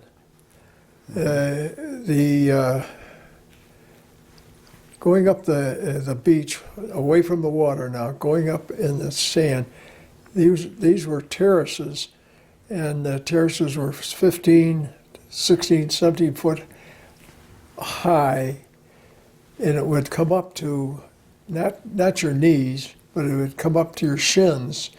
And you got to remember, the Marines were carrying a pack on their back, and this would be a field transport pack, a pack and a half. They'd have their weapon, their rifle, they'd have their ammunition, their hand grenades, two on each side, or one on each side for two on each person. And in the event of a mortarman, he'd be carrying the tube or the base plate or the bipod, and they're all about approximately 50 pounds each. So to go up, you're on your knees going up. I spoke to a friend of mine who was a communications man and had a heavy radio, and I said, well, how did you get up there? And he said he crawled up. He used his carbine rifle as like a shovel to shovel himself up in his hand, till he crested that first one. Then it leveled off a little bit. Then you were into the second terrace. Further down the beach, I think the terraces went into a single terrace. The further on each side, the further you went north, I think it tapered. It wasn't as high, but by Suribachi, in that area, it was two terraces. So your landing was about how far from the base of Suribachi? You were. You could touch Suribachi. We came in on Red Beach 1 and Red Beach 2. Suribachi was right there. As our barge, our Higgins boat, call it, we'd look straight ahead. We'd be looking right here for at Suribachi, because it was like 600 feet, 580, I think it was, but it's it's a couple of football fields long, high, and it was right down. They were looking right at us. And they had a clean shot. Nothing in their way. There's no foliage there, right? No foliage, but I think the Navy and Marine Corps planes hammered it pretty good. And also there was on D-Day, there was a battleship that was right there. I remember our wave went around the battleship, and the battleship's guns were firing at Suribachi, and they sent a salvo off, and it was like the Higgins boat came out right out of the water like that with a vacuum and the concussion of it, Huh. And there were vessels probably as far as the eye could see? Yeah, there were many cruisers, destroyers, gunboats. I think there must have been 3, maybe 4 battleships there. Yeah, and then there was any number of carriers that were out further out. They were out probably 15, 20 miles, but right. They were there. Yeah. So your first battle, your first landing of any kind, and it happened to be Iwo Jima for you. Yeah. Obviously a baptism by fire. What were your feelings when you first started to experience casualties, especially of people that you knew? How did you handle that? Well, I suppose deep down there's probably remorse, and because of the sufferings and the deaths of people that you knew. But I said earlier, we're all brothers, Mm-hmm. And you have to have the time to think about it, which you don't have in combat. You're trying to save yourself as well, and you don't want to have somebody suffer. But in the same token, you would sacrifice your own life to make sure to save them, mm-hmm. And that was evident. Yeah. Huh. Did you have years later? Did you ever have trouble dealing with that when you thought about it in the calmness of the night, or? Yeah, you miss like you'd miss an actual member of your family, mm-hmm. As you think of the good times, and you keep them in your prayer, which when we know we're going to meet again one day, you know. Talk a little bit about your faith. You know, as you had referred to it in the section where you read from your manuscript, but tell us a little bit about how it impacted your faith. Did it change you, or were you always a man of faith? I'd say I would hope that I'm known as a person that's always had faith. Yeah, I prayed in the foxhole. I wasn't an atheist, and I don't think there's any atheists really, truly, that are in the foxhole. Yeah. When it's on the line. The same token goes, you know, as far as somebody getting injured, shot, or in a concussion situation, they just doesn't. You get over that, you know. Maybe you think of it later. Yeah. So you stayed focused on the job at hand, which probably kept you alive. Yeah, I agree. Yeah. Well, there's no question. Because if you don't take care of the job at hand, you won't have to. Somebody else will take care of it for you. Yeah. All right. As we move deeper into the reflection section, is there any more specifics of that battle that you'd like to recall? Because I'm going to kind of keep going down this path. Well, I'll say this: the Japanese soldier was they were good soldiers. They did not have the equipment that we had.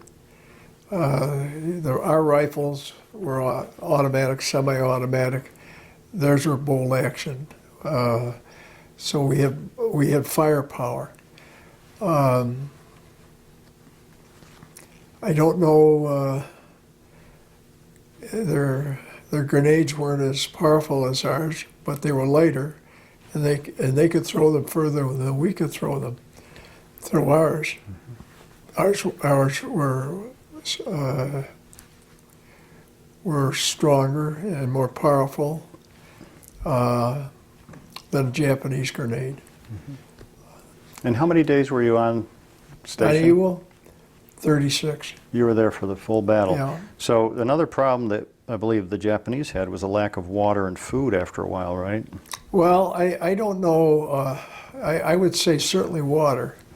I think they had a lot of food, but it's like getting used to something.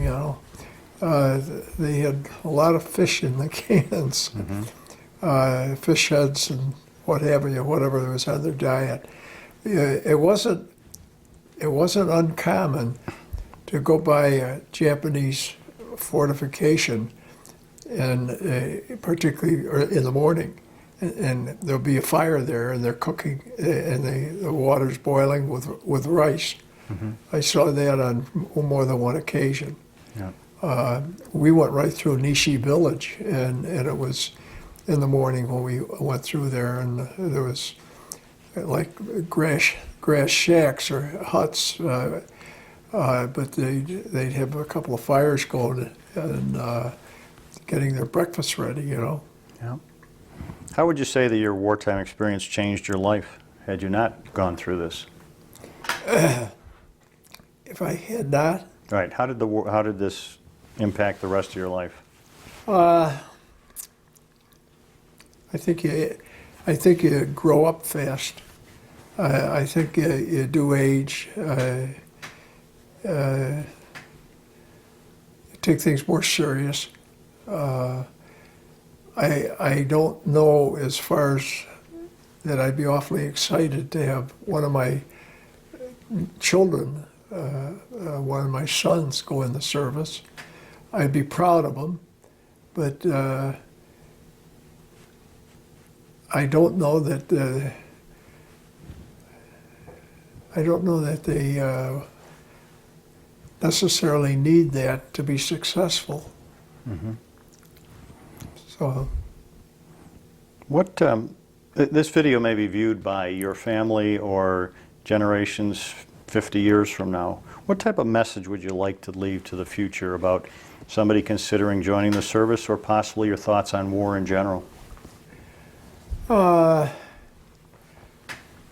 it's war in general. I'd rather talk on that.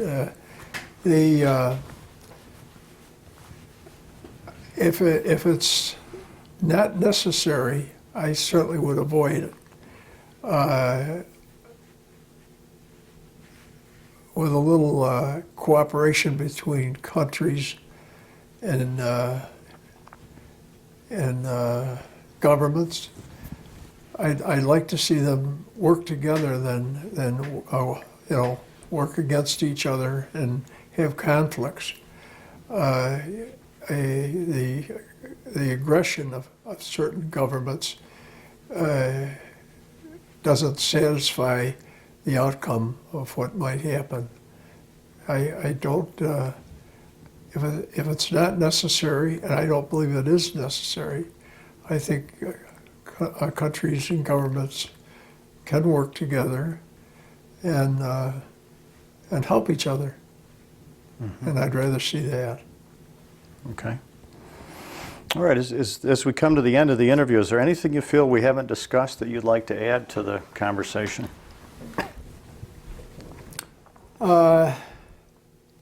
Offhand, I can't. Okay. I tried to put my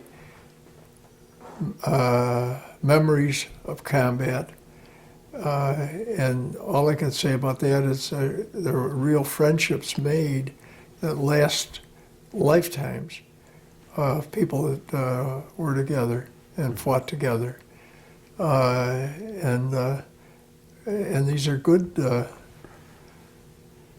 friendships. Mm-hmm. And as a final part of the interview, what did you do when you came home? What career did you pursue? Well, I pursued my education. I left high school to join. I finished high school, went on to college at Lemoyne, and I met a lot of people that have been lifelong friends as a result of it, as well as the lifelong friends I've had from the service. Now, because of age, I'm losing a lot of, particularly my college, or not so much my college, but my Marine friends from World War II.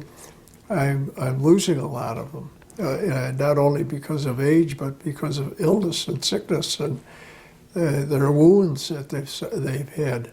So they're leaving me, and I'm sorry to see them go. Our World War II friends are going to be a thing of the past in another 10 years. As we sit here in 2016, we lose about 1,000 World War II veterans a day. Isn't that something? Yeah, there were over 16 million Yeah. Americans that participated in that war. Yeah. Yeah. And you're how old today? I'm 90. Yeah, 90. I'm one of the lucky ones because I didn't suffer any disability that prevented me from working out or exercising or enjoying life, you know. Mm-hmm. And what career did you pursue after you graduated? Insurance. And then I was very active in athletics, tennis and racquetball, handball, hunting. And skiing, I believe you were skiing patroller. in the winter, yeah, skiing, yeah. How many years were you on the National Ski Patrol? A little over 50, Mm-hmm. yeah. And you were a principal at one of the local ski areas as well, Yes. I believe? Yes, Right. yes. Well, when you're upstate New York, the winters are a little bit long. You learned to play in them, right? Well, you better join them. Join them or fight them, yeah. Yeah. Okay. All right, well, you've certainly been exposed to eternity. And being a survivor, as they often are called, of Iwo Jima is an admirable thing. As the witness to war, you've traveled far and seen much, and a grateful nation thanks you for your service. Thank you very much. Semper Fi, we say. Thank you.